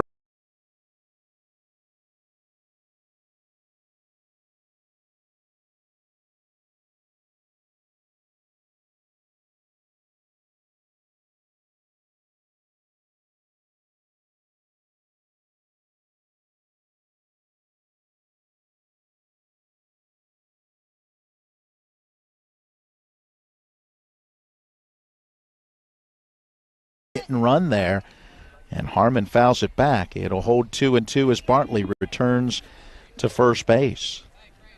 Looking at the other teams out of the EPAC, not a good day yesterday as Jefferson fell at Socastee 7-3. Matt, that's what, 3 losses in the last 4 games now for the Cougars. Yeah, just 2 and 3 over their last 5 after they had a 9-game win streak from the 23rd of March to the 6th of April, and they just aren't playing very consistent baseball right now. They're struggling to score is their biggest issue. The pitching is going to be there. They're playing pretty sound in the field, but they just are really struggling to score runs. The 2-2 due to the plate. Runner again on the move. The pitch misses high, and the throw down is not in time. It takes, they do get the out call at second as Zolo, the shortstop, played that one on a bounce and put the glove down. And Bartley was standing there at second for a few minutes before eventually making his way off the field. And Aaron Baylor's halfway down the third baseline looking at the plate umpire, looking over at the first base umpire, and I think he's just going to turn and walk back to the third base coach's box. He's wondering when the rule changed. Caught stealing that goes 2-6 for the first outs of the inning, and the count now at 3 balls and 2 strikes to Harmon, and now he goes down looking as the breaking pitch apparently caught the outside corner. Nate King gets his 5th strikeout of the ball game, and just like that, 2 outs and the bases empty in this Martinsburg 4th inning. Wow. Yeah, wow is right. You saw the base umpire. He made the call and then immediately walked over to first base. There was no hesitation. He was getting away from Coach Baylor. It brings up Nicholas Wright, and the first pitch of the at-bat down and in for ball 1. Wright has singled and has doubled deep to center. And that double in the second inning drove home 3 as he cleared the bases. 2 for 2, a run scored, 3 runs batted in as Wright takes a strike. Count now at 1-1. The 1-1 pitch, high and outside, 2 balls and a strike. We mentioned Jefferson, Washington falling to 0-16 with an 18-2 loss against Scannatellis, New York yesterday as the 2-1 fouled out of play third base side by Nicholas Wright. Washington still looking for their first win of the season. Had been playing better. It had some closer games, closer scores back at home before making this trip to the beach, but yesterday's game clearly got away from them. The 2-ball, 2-strike pitch on the way. That one high and outside, and it's full 3-2. By the way, Jefferson, who we were talking about earlier, they are playing Lakewood over at Socastee High School today at 1:30. 3-2 on the way. There's that breaking pitch bounced off the first base side of the mound. Fielding it on the run and taking it to the bag himself is Nate King. Don't see that play very often as Wright bounces out in our scorebook 1 unassisted. 3 up and 3 down again for Martinsburg despite the infield single to get the inning started. A caught stealing, a strikeout, and a ground out will end the frame, and we'll head to the 5th inning here at Carolina Forest High School with Martinsburg still leading Westhill 7-2. The National Maritime Center primary mission is to credential all U.S. mariners. We have approximately 250 employees here in Martinsburg, West Virginia. Most people aren't aware of the quality of life here in Berkeley County. We have a lot of employees that are from the area. We obviously have folks that have to do tours here, and it's kind of a little bit of a hidden secret of how nice the quality of life is here. It's the late nights, It's the early mornings. It's working in the sunshine and rain and snow. It's the dedication, the care, the hours of training that led to the winner's circle. It's our job, our passion, our lives. We are the Horsemen. Change brought to you by Bears Repair at 904 Winchester Avenue in Martinsburg. Need an oil change or a complete overhaul? They do it all. For your automotive repair needs, call the certified mechanics at Bears Repair. Phone 304-262-0208. Darryl Pope, who had been today's starting pitcher, exits the mound after working 4 solid innings, gave up 2 runs on 5 hits, struck out 2, did walk 4 and hit a batter. Didn't necessarily have his best stuff, you might say, but was able to work around it. And it looks like as he exits, taking over on the hill, Michael Gunter, and we'll see if he takes that number 6 spot in the batting orders. Right now it looks like a straight swap. Nate King to the plate for Westhill to get this top half of inning number 5 underway, and the first pitch missing inside for ball 1. Gunter has not pitched a lot this year. He's got 1-0 fastball on the inside corner, 1-1 the count. He's only thrown 7 1/3 innings, given up 11 hits, 11 runs, 6 of which was earned. Has control problems, walked 7, struck out 5, and he's hit 6 guys. Wow, the 1-1 fouled straight back into the netting behind home plate. Count at 1 ball and 2 strikes. King 0-for-2 has flied out to left and has popped out in foul territory to the first baseman. So Gunter, the right-hander, ready with the 1-2 pitch. First batter that he faces coming in relief of Darryl Pope. And that fastball down low. It's 2-2. Brandon Amadon Crawford and Walker Blossy due next for Westhill in this 5th inning. Fastball had the plate, but apparently just below the knees. It's a full count, 3-2. That was a borderline pitch. That pitch hasn't been consistent all day. It's been a strike half the time and a ball half the time. Not a whole lot of consistency behind the plate. And now on that 3-2 pitch, it misses in the dirt, and there is ball 4, and that's what you were talking about in the stat line, Gary. The base on balls and or the hit by pitch have been costly with Gunter on the kill. Let's see if he can battle back facing Brandon Amadon Crawford. And hang on, we'll have, it looks like a courtesy runner taking over out at... That's Justin Bistrovich. All right, so out at first base now is Justin Bistrovich. I'm guessing he's related to Nick Bistrovich, but that's just a guess. As you said earlier, my money's on that one. Amadon Crawford in the right-hand batter's box, and he looks at strike 1. He is 0-for-1 today with a pop out to second. Has also reached on a base on balls. That came back in the 3rd. We'll get back into our check of what's going on around the EPAC in baseball here in this top half of the 5th. Pitch up and in. Amadon Crawford kind of gets the upper body out of the way of that one. It's a ball and a strike. We talked about Jefferson and Washington. Washington is playing Worcester, Ohio today. That game at 1:30 along with the Jefferson-Lakewood game. Both of those teams, Jefferson and Washington, trying to bounce back from losses yesterday. Throw over to first as Bistrovich goes back in on the dive. Also falling yesterday was Hedgesville. They lost to Brockport, New York by a 5-4 final. They'll try to get in the win column against River Bluff today. They're playing at St. James High School. Gunter misses with a pitch down low. 2 balls and 1 strike to Amadon Crawford. Yeah, Justin Bistrovich doesn't have, I bet he doesn't have a 6-foot lead over there. I don't think he's going anywhere. Nick Wright holds him on there as Gunter misses up and in, and that one hits Amadon Crawford, hit by the pitch. He will take first base. Yeah, that was the same attempt to get out that he did 2 pitches earlier. I think he was hoping for the same result earlier. Got to make the little bit of attempt to get out of the way. As long as you make a little bit out of attempt to get out of the way, they'll give you first base. So 2 on with nobody out for Walker Blossy.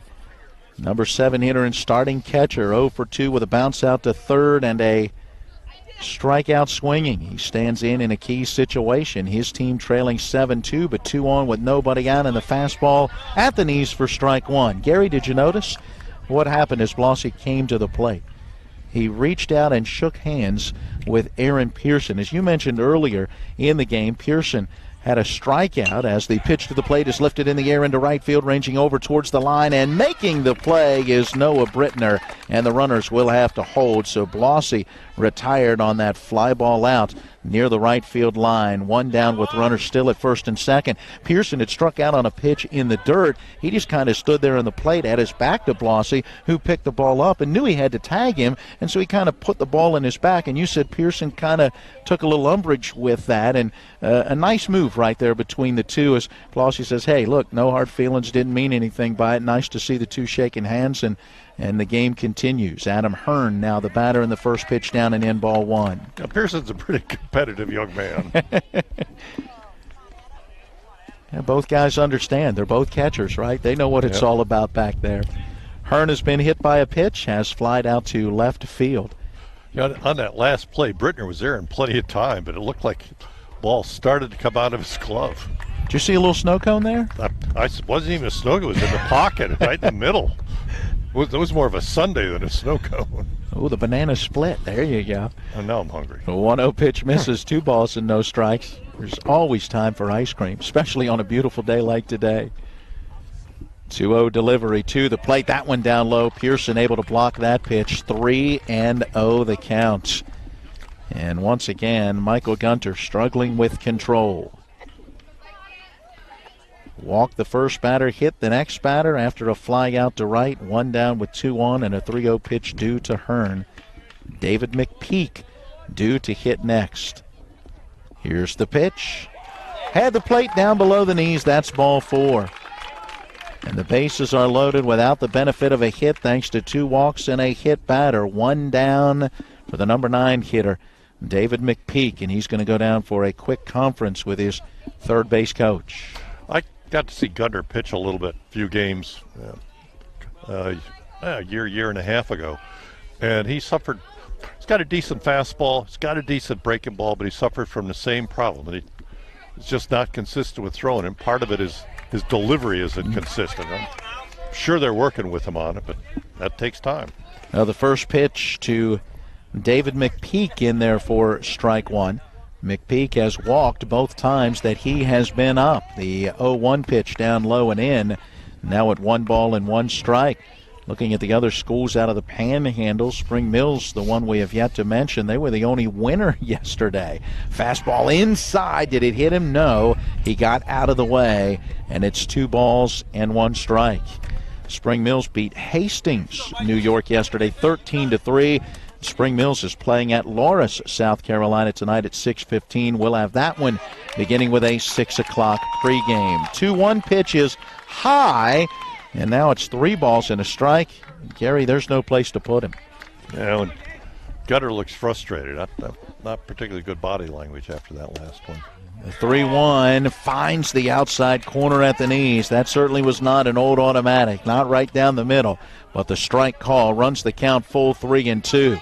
That was with the hitter, though. I was heading towards first base on that. And now that 3-2 on the way, foul to the netting just above us and to our left, and we'll do it all over again as the count holds 3 balls and 2 strikes. And Coach Coop hustling over to pick up the ball. Michael Gunter ready to go with that payoff delivery. Here it comes, and a foul tip. A check swing by McPeak, but it caught the bat and then bounced away from Aaron Pearson. We'll do it again at 3-2. Gunter ready. And the pitch, and that one down low and outside. That is ball 4. And McPeak gets his first run batted in on the season with the bases loaded walk. Justin Bistrovich, the courtesy runner, scores from third. You got Amadon Crawford now at third with Hearn at second, McPeak at first. Top of the order coming up, and Kurt Zarnecki going to the mound to try to settle it down a little for Michael Gunter. This may be a long conversation as long as they'll allow. Just saw, I can't see who it was, but somebody walked down to the bullpen from Martinsburg to start throwing. Yeah, I can see through the fencing from my angle, arms moving, so there is loosening going on right now. Well, as we finish our look at the EPAC teams, you may notice we have not mentioned Musselman. They did not make the trip here to Myrtle Beach, but today they are scheduled to play Brighton, New York, down at South Charleston in the southern part of West Virginia. They will stay there in Charleston and play South Charleston tomorrow. On their schedule, it's listed as a doubleheader against South Charleston tomorrow. So we'll see if that is the case or just a matchup with other teams, but at South Charleston with Brighton, New York in town. Phil Zolo to the plate, and the first pitch to him down low for ball one. Zolo, the right-hand batter, takes this one that bounces well out in front of the plate and up into the chest protector of catcher Aaron Pearson. He knocks it down. It's 2 balls, no strikes. And Zolo, again, small sample size, but coming into the game at 6 1/4. Well, Zolo with an infield single his first time up, a fly out to center in the second inning. Last time up, drew a base on balls. Gunter finds the strike zone with this one. Took a little off of that one, put it right down the middle, and it's 2-1. And that's what he needs to do here. Just make him put the ball in play. The 2-1 to the plate. Down low, scoots through. Pearson to the backstop. And that might be a wild pitch that will score a run as Amadon Crawford is able to cross from third. The other runners will move up as well with Hearn at third and McPeak at second. 2 runs are in the inning, and this one might be getting interesting. Top half of inning number 5, and the Martinsburg lead's been cut to 7-4. And a tie and run standing at home plate. And there you go, 2 more in scoring position, and 3-1 the count to Phil Zolo. The 3-1 on the way, a strike on the inside corner. Zolo was pitching that bat aside and already starting down the first base line, and he'll have to make his way back to the right-hand batter's box. So, Matt, how often do you see the hitter, before the umpire makes the call, start towards first base, throw the bat down, and then the umpire throws his right hand up? You see it a lot. Now that 3-2 delivery, a fly ball to straightaway center field. Austin Bartley is under it. He'll make the grab and the throw through, cut off by Nicholas Wright as Hearn was able to tag and score from third. McPeak going to stay at second. Zolo is retired for the second out of the inning, but it is a sacrifice fly. His 3rd run batted in on the year, and Westhill draws a little closer, now trailing 7-5. Sacrifice fly for Zolo. 2 outs, a run in scoring position at second for Jake Zawadzki, who is 1 for 2 today. Has laid down a sac bunt, has singled, and has bounced into a 5 unassisted fielder's choice. And the pitch down low, and again, Pearson able to block that pitch, ball 1. He's getting a workout. Yes, he is. I mean, Gunter needs to learn what all young pitchers need to learn is put the ball in play. And on average, 2 out of every 3 balls put in play are going to be outs. 1-0 on the way, and that one works down and in. 2 balls and no strikes. Ryan Bennett due next if Zawadzki can find a way on. 7th batter of this half inning now for Westhill. Scored a run in the first, a run in the 4th. They've put 3 on the board here in the 5th. And the 2-0 pitch inside for ball 3. That loosening in the bullpen, I'm sure at a rapid pace. We'll see how much longer Gunter is able to go depending on the outcome here. The 3-0 pitch is due. Here it comes. And it missed down low. That's ball 4. Zawadzki going to draw the base on balls. That was not a close down low. It was not, and Aaron Baylor going to make that slow stroll towards the mound. And it looks like Martinsburg may be going for the pitching change. I think they have to. That's second visit this inning. That is 4 base on balls to go along with 1 hit by pitch in this half inning for Gunter. And next up for Martinsburg will be Austin Wallen. Austin Wallen. So the opportunity to see Wallen on the hill as he will replace Michael Gunter. Pitching change brought to you by Bears Repair, 904 Winchester Avenue in Martinsburg. Need an oil change or a complete overhaul? They do it all. Set up your appointment for all of your automotive repair needs by phoning 304-262-0208. As Wallen gets in his warm-up tosses, we take a 60-second break and then come back to Carolina Forest, where the game is tightened, but Martinsburg still leads Westhill 7-5. When you're hurting, we're here. When things are confusing, we're here. When you need answers, we're here. Brown Funeral Home. We've been caring for families like yours for generations, since 1880. Whether you want to plan ahead or you need us now. Our families are precious to us, and so are yours. Brown Funeral Home in Martinsburg, Inwood, and Charlestown Ranson. We're here when you need us. Life can get in the way these days. We all know that. Work commitments, social commitments, volunteer commitments, family commitments. You put your heart into all of it. You've got enough to worry about already. Your roof shouldn't be one of those things. Everything should just work. But when your roof is in need of an upgrade, you shouldn't have to worry about that either. Modern Renovations, your 4-state roofing solution. Reminding you that home is where the heart really is. So Austin Wallen taking over on the mound, third pitcher of the day for Martinsburg, and the first batter he faces Ryan Bennett, and the pitch to him in the dirt for ball one.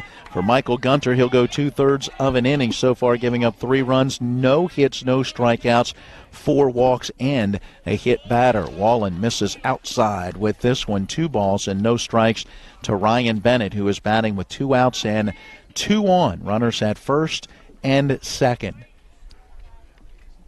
2-0 to the plate on the outside corner. Now 2-1 to Bennett, who's 2 for 3 after a strikeout in the first. He has had back-to-back singles to left.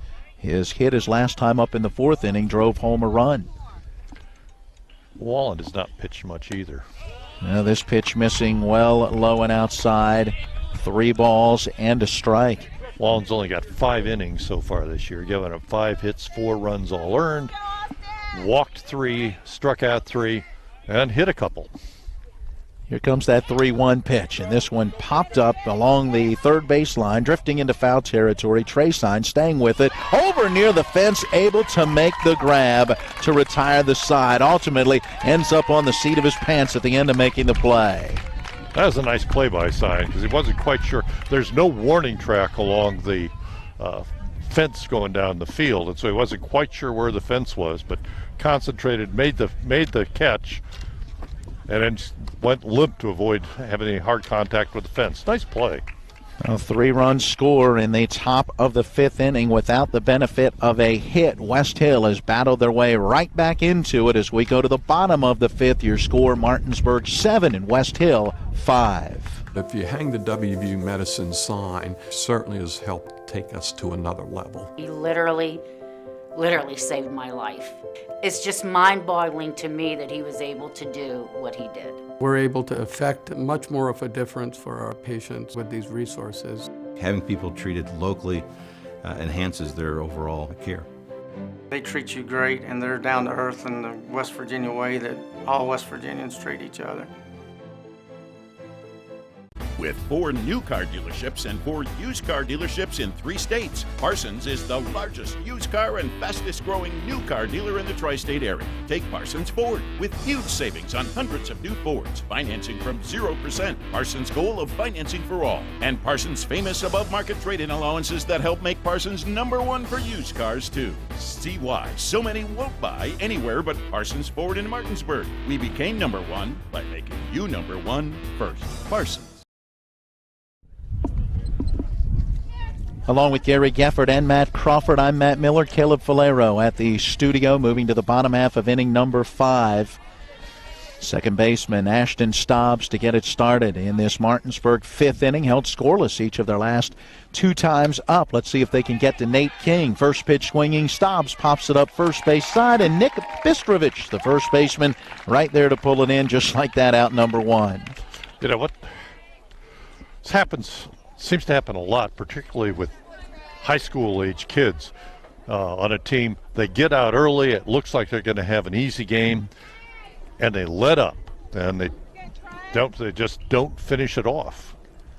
Off-speed pitch to Trey Sign, and that one misses down low for ball one. Yeah, 2 runs in the first, 5 in the second for Martinsburg. Set down in order in the third and set down in order in the fourth, despite a leadoff infield single. But that runner was caught stealing. Breaking pitch to Sign, snaps across the plate for a strike. Now 1-1.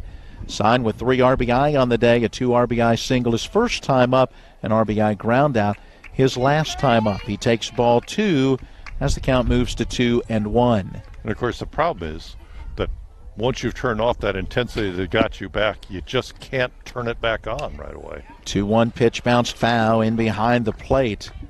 And it's 2-2. Aaron Pearson due next. Coming out of the on-deck circle, he'll track down that foul ball.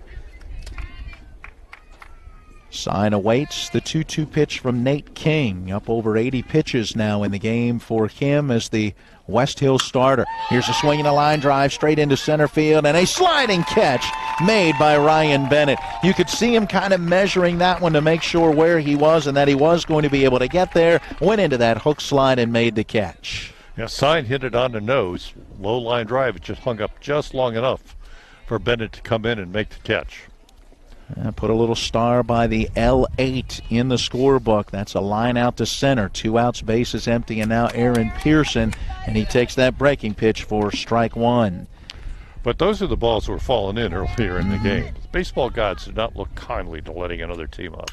The 0-1 pitch popped foul. That one will get back out of play over our heads, and the count now 0-2. Pearson had a single in the first inning, struck out swinging in the second. Bats here with 2 outs and nobody on. We're in the bottom of the 5th. 0-2 pitch. Fastball up and away. Now at a ball and 2 strikes. Standing in the on-deck circle, Austin Wallen. So he would bat in the spot previously manned by Darrell Pope. Here's a pitch fouled out of play first base side. A ball and 2 strikes. King has now retired the last 9 hitters in a row. Despite an infield single. The funny part of the game. The 1-ball, 2-strike pitch. Here it comes. A check swing bouncer foul. Third base side. Not sure from this angle if that one hit the ground before it even hit the bat, as that one broke down into the dirt.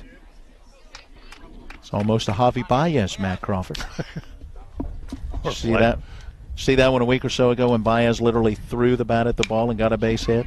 Here's a swing and a grounder towards the third baseman off the glove of Amadon Crawford to his left. He'll scoop and throw, and a nice dig by Nick Bistrovich at first base, and Pearson is retired.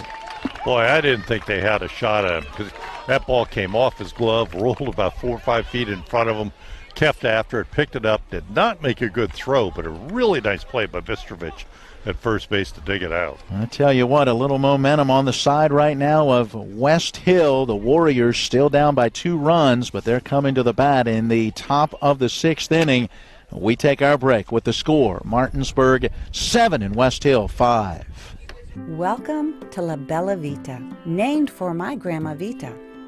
Our mountaintop getaway honors her legacy while complementing the home's spectacular views. This recently renovated property boasts a breathtaking landscape of Deep Creek Lake while providing great open interior spaces for a sensational vacation. You'll immediately notice the great room allows for entertaining, dining, and relaxing after long days on the lake or skiing on the slopes of Wisp. Your family and friends will enjoy relaxing in all the open spaces. The home features 6 bedrooms, including 4 that are private suites. And each of the 4 levels of this home feature amazing visibility as far as the eye can see. Like our family, we hope you enjoy making memories here on the mountain. We love sharing this spacious, warm, and inviting home that overlooks the lake. Cheers to the beautiful life, La Bella Vita. We'll move to the top half of inning number 6. Back out on the hill for Martinsburg, Austin Wallen came in to face one batter in that 5th inning, spelling Michael Gunter. and got a pop out in foul territory on the nice play from Trey Sign, the third baseman, down the line. And now Wallen goes to work facing Nick Bistrovich, who first pitch swinging sends a fly ball into right center field, ranging over to his left, the center fielder Austin Bartley. He pulls it in, 1 pitch, 1 out in the top of the 6th. And Wallen is not a hard thrower, but he's putting the ball over the plate, not setting it up on a tee in the middle, but making him put the ball in play, and his defense is making the plays behind him.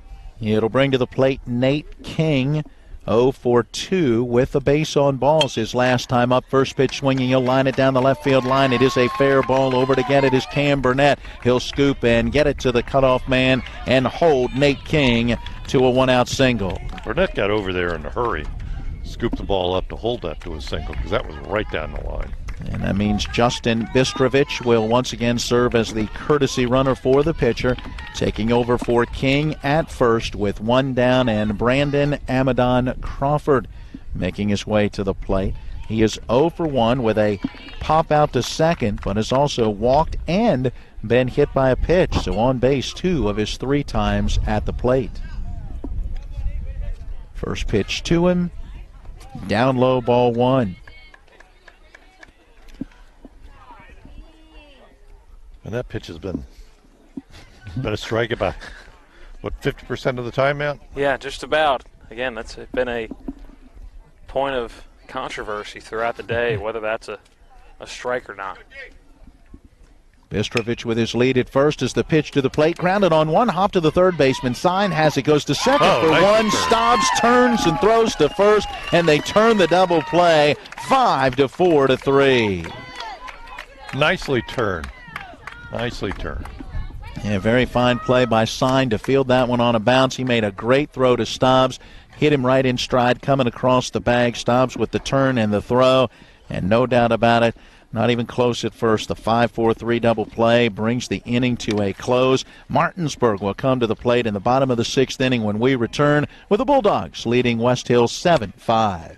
Ron Hawker here. You have no idea what Johnny's goes through to bring you the best seafood around. We have snow crab clusters, shrimp, crab meat, fish, all the best seafood you want at Johnny's. It's a tough job out here, but our customers are worth it. Johnny's with 2 great locations, 1456 Winchester Avenue, Martinsburg, and Route 11 South in Chambersburg.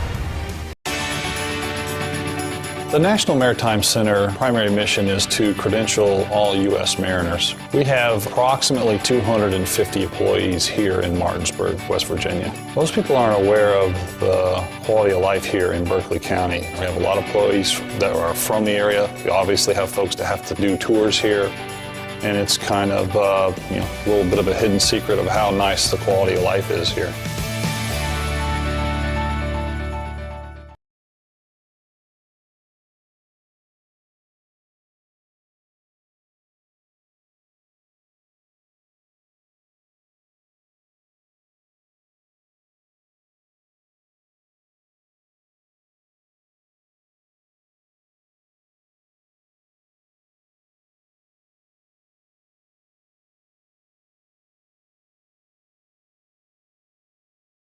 Yankee Stadium. Cleveland's Grady Sizemore hits a grand slam home run as part of a 9-run top of the 7th inning. We're ready to go with the first pitch to Austin Wallen. A swing and a miss for strike 1 as Wallen gets his first at bat, hitting in the number 6 spot after taking over on the mound.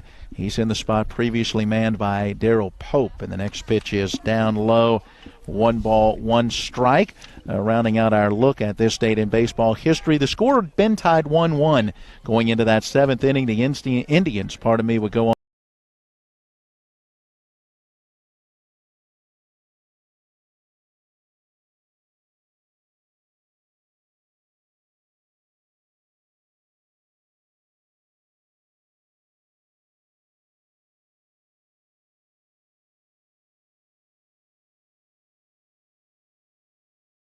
Was a nice play because he was right behind second base, not quite hit sharply enough for Wallen to get his first hit of the year. Again, Zolo showing some pretty good range to get over and make that play. So one down for Cam Burnett. Burnett had a single. His first time up came around to score. Last time up, a fly out to right. He'll take, and that breaking pitch snaps across there for strike one. And King has really settled in. It's pitched really well since the second inning.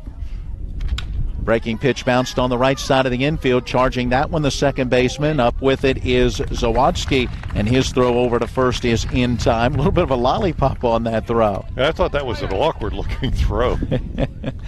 Well, the out recorded 4-3, a pair of ground ball outs, and who would have thought it after that second inning that Nate King might go the distance in this one, but he is pitching what could be his final half inning, depending on what happens, as Westhill would come to the plate in the top of that seventh inning. Here's a pitch snapping down in there for a strike to Elijah Banks. We had 49 pitches in the first two innings, and he only had 42 in the next three. He's got an efficient inning here. 0-1 pitch, a little up and in to Banks. 1 ball and 1 strike. Elijah with a walk, a steal, and a run scored in the second. Last time up, struck out on an 0-2 pitch in that third inning. Batting now in the sixth inning, and he takes that breaking ball down and in. Now at 2 balls and 1 strike. 1, 2, 3, 4, 5, 6, 7, 8, 9. Really, you could say 11 straight batters retired, in the sense that it's been 11 up and 11 down. Maybe that's the better way to say it, as Banks swings through the 2-1. It's 2-2. Austin Bartley had an infield single in that fourth inning, but was caught stealing. After going 3 up, 3 down in the third, 3 up, 3 down in the fifth, it was really 3 up, 3 down in that fourth inning as well. Here's a soft grounder up the middle, gloved by Zolo, and the shortstop throwing on the run throws it right over top of Bistrovich. He'll track it down at the fence in foul territory, but Banks will head to second anyway as he reaches and advances on the error. Boy, I thought Bistrovich picked it up and came up wanting to throw, and he made the right decision. I could see that ball sailing all the way to the fence in left center. It was that kind of soft liner that only took a couple of bounces, and Phil Zolo heading over to his left and coming in on it, fielded and made that throw on the run. That's always a hard throw because he was going towards the first baseman. Yeah, it looked like he threw off the wrong foot. Looks like we'll have a pinch runner for Banks at second base. It's Ryan Barger. So Ryan Barger being called on in a pinch running role here. A little more speed on the base paths with Austin Bartley at the plate. That's a big run right now with Martinsburg's lead only at 2, 7-5. Off-speed pitch in for strike one to Bartley. He had an infield single his last time up. That was in the fourth inning. He's 1 for 2, has also struck out. The 0-1 pitch. Here it comes. Breaking pitch, chopped foul right down at home plate. And it's 0-2. You know, Martinsburg got a break. They need to take advantage of it and put that extra run up. That's it. This is the type of hits that Coach Byler's been looking for in this situation. 0-2 delivery due. King ready. Here it comes. Fouled straight back. Count holding no balls and 2 strikes. That one may very well have been a ball high, but close enough. Bartley felt he needed to get the bat on the ball and did just that. King coming to his stretch, brings his hands up, and then kind of shakes his shoulders out, jiggles them a little bit, and then comes set. He looks back at the runner at second, and now that 0-2 pitch sharply hit into left field. That's a base hit. Let's see if Barger will go. Yep, he makes his turn, heads to the plate. Here comes the relay, and out at the plate as the relay went to Amadon Crawford. So McPeak to Amadon Crawford to Blossy at the plate. Barger is thrown out. The inning is over. And we will head to our 7th and final inning of regulation. Last at bat for Westhill. They will have the 7, 8, and 9 hitters due, with Martinsburg still in front, 7-5. It's the late nights. It's the early mornings. It's working in the sunshine and rain and snow. It's the dedication, the care, the hours of training that led to the winner's circle. It's our job, our passion, our lives. We are the Horsemen.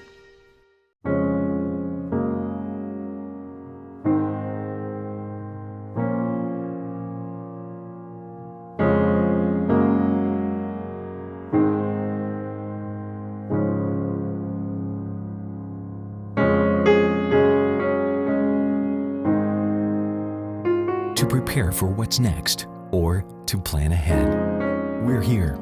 Brown Funeral Home, a legacy of service since 1880.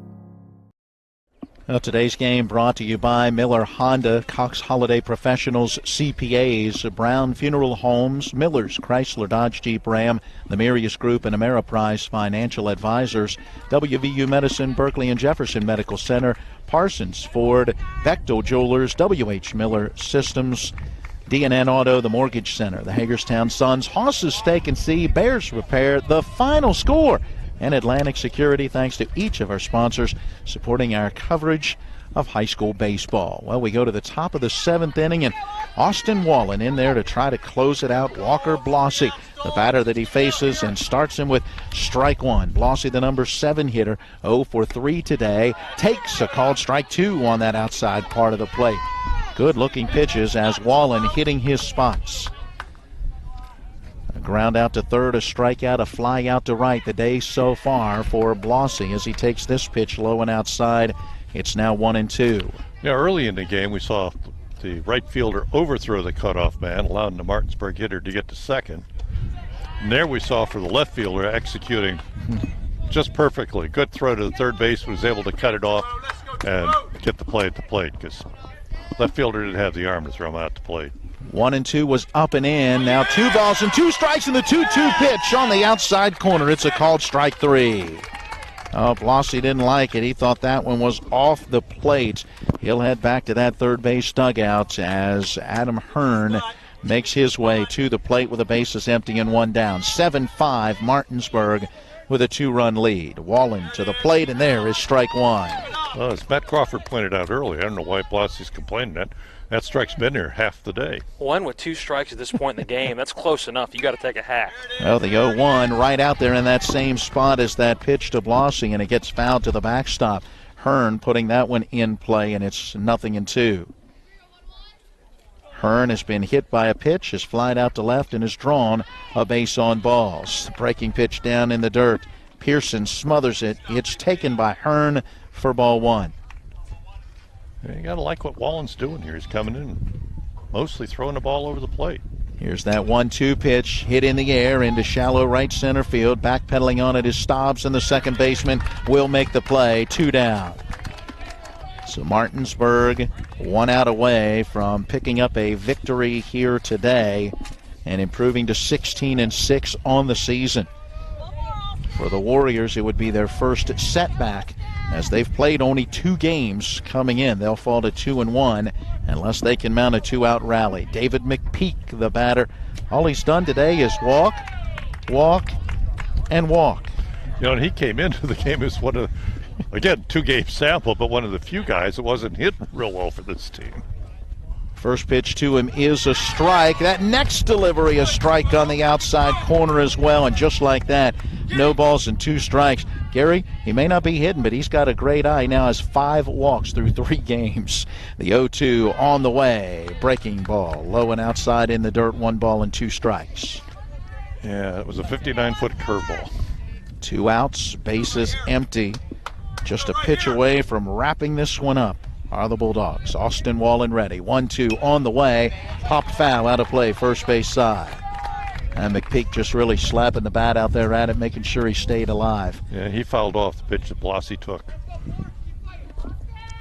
Now that 1-2 again is due. Wallen is ready, and here it comes. Bouncing ball, getting past the pitcher. Charging is the shortstop. Harmon has it. Throw to first. In time to get him the out recorded 6-3. Austin Wallen sets him down in order in the top of the 7th inning, and Martinsburg holds on for that 7-5 victory. That was a slowly hit ground ball. That was where Harmon's really strong arm came into play, because they threw a bullet across the infield. We will come back to tell you all about it as we get into our post-game show, brought to you by The Final Score, with plenty of screens to watch the games, pool tables, trivia nights, and great food and drink selections. Meet your friends at The Final Score at 1517 Winchester Avenue, just south of Martinsburg. We'll get into our post-game after this timeout. Again, today's final: Martinsburg 7, Westhill, New York 5. It's the late nights. It's the early mornings. It's working in the sunshine and rain and snow. It's the dedication, the care, the hours of training that led to the winner's circle. It's our job, our passion, our lives. We are the Horsemen.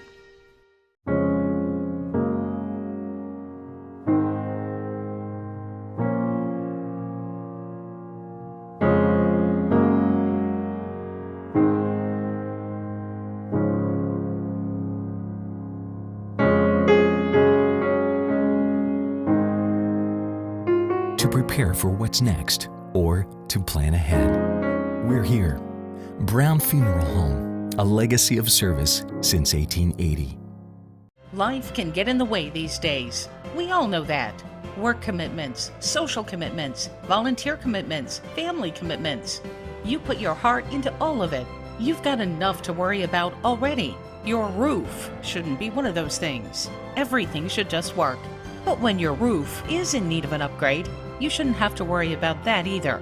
Modern Renovations, your 4-state roofing solution, reminding you that home is where the heart really is.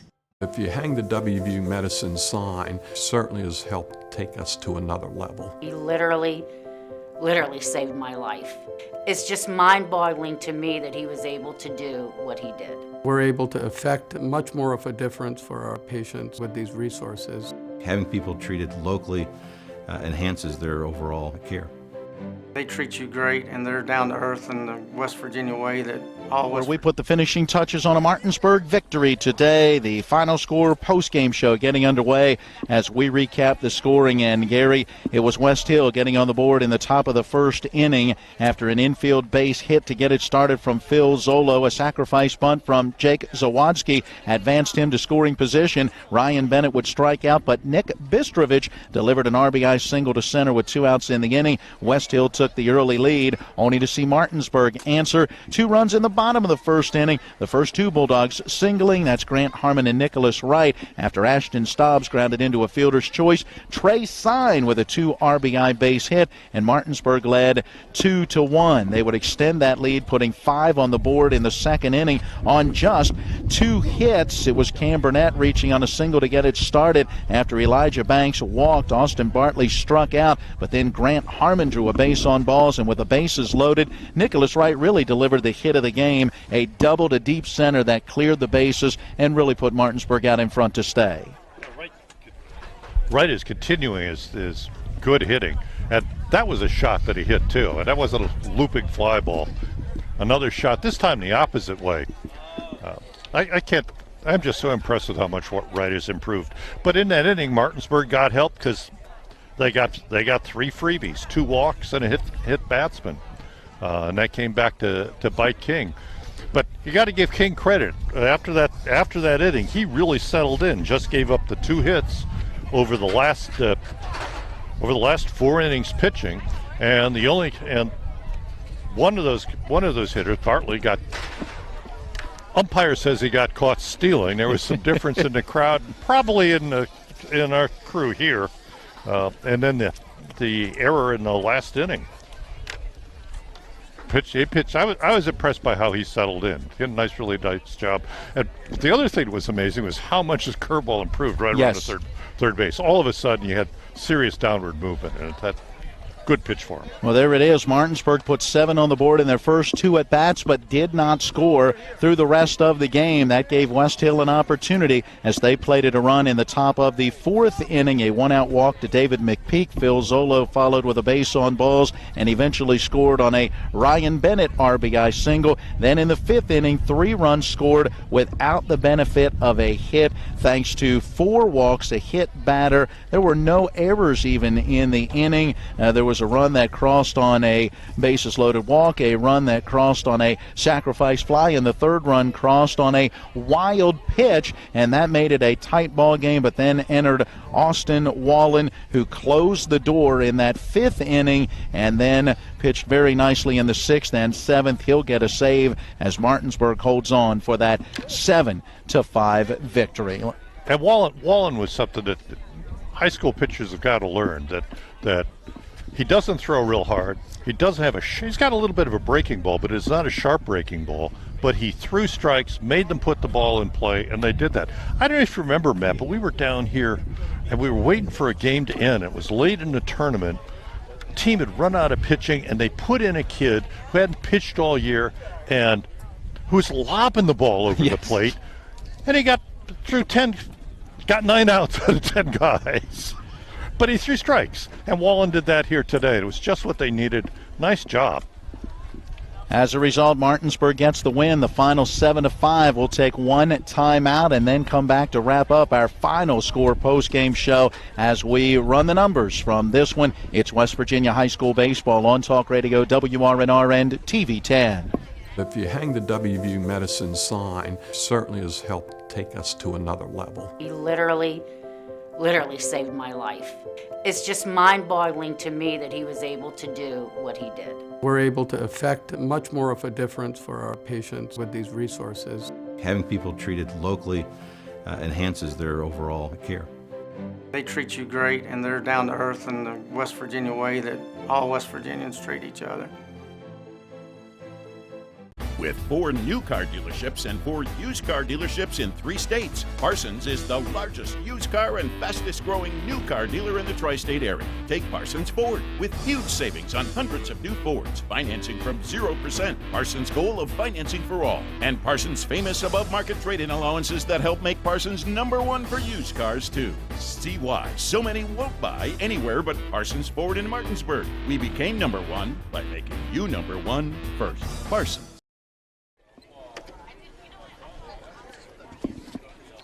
As we put the finishing touches on the post-game show, brought to you by the final score at 15-17, Winchester Avenue, just south of Martinsburg. Time for us to run the numbers from this one. They are a service of Dynamark Atlantic Security, who remind you, don't become a statistic.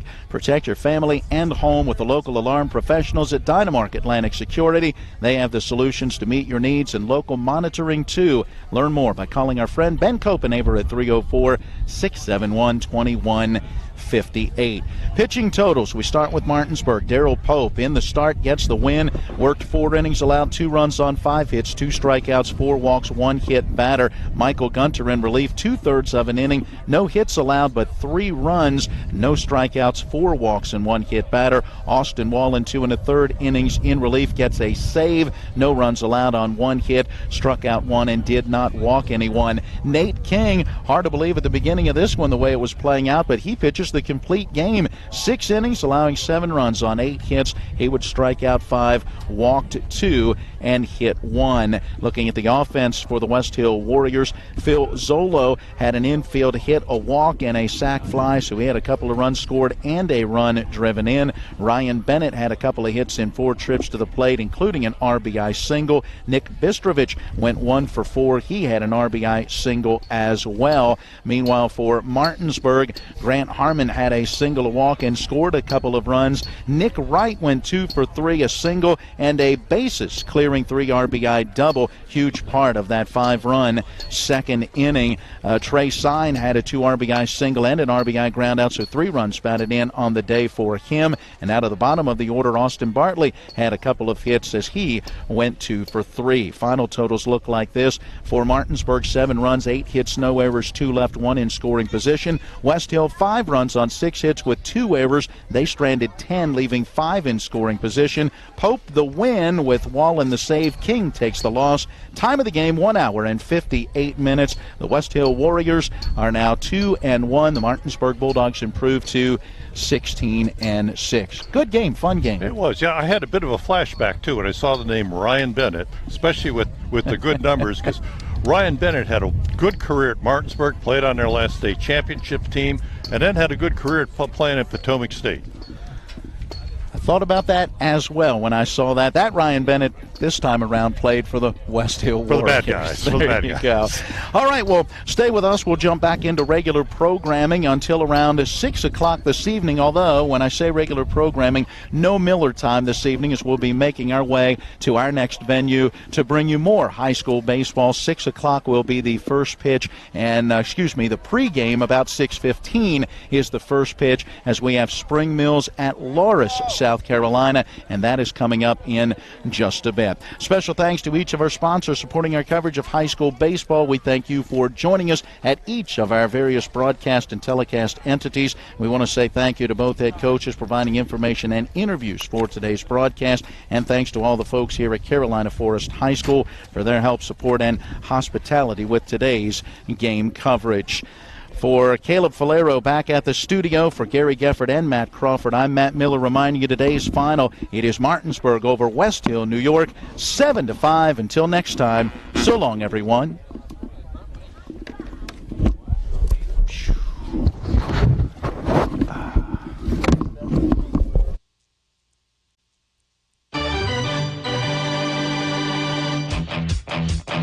You've been listening to West Virginia High School Baseball. Today's game broadcast has been brought to you by Miller Honda, Cox Holiday Professionals CPAs, Brown Funeral Homes, Miller's Chrysler Dodge Jeep Ram, The Marius Group and Ameriprise Financial, WVU Medicine Berkeley and Jefferson Medical Centers, Parsons Ford, Bechtel Jewelers, WH Miller Systems, D&N Auto, The Mortgage Center, the Hagerstown Suns, Haas's Steak and Sea, Bears Repair, The Final Score, and Atlantic Security. For the continued excitement of high school, college, and Major League Baseball, keep it tuned to FM 106.5, AM 740, Comcast Cable Channel 10, and online talk radio WRNR.com. All rights reserved.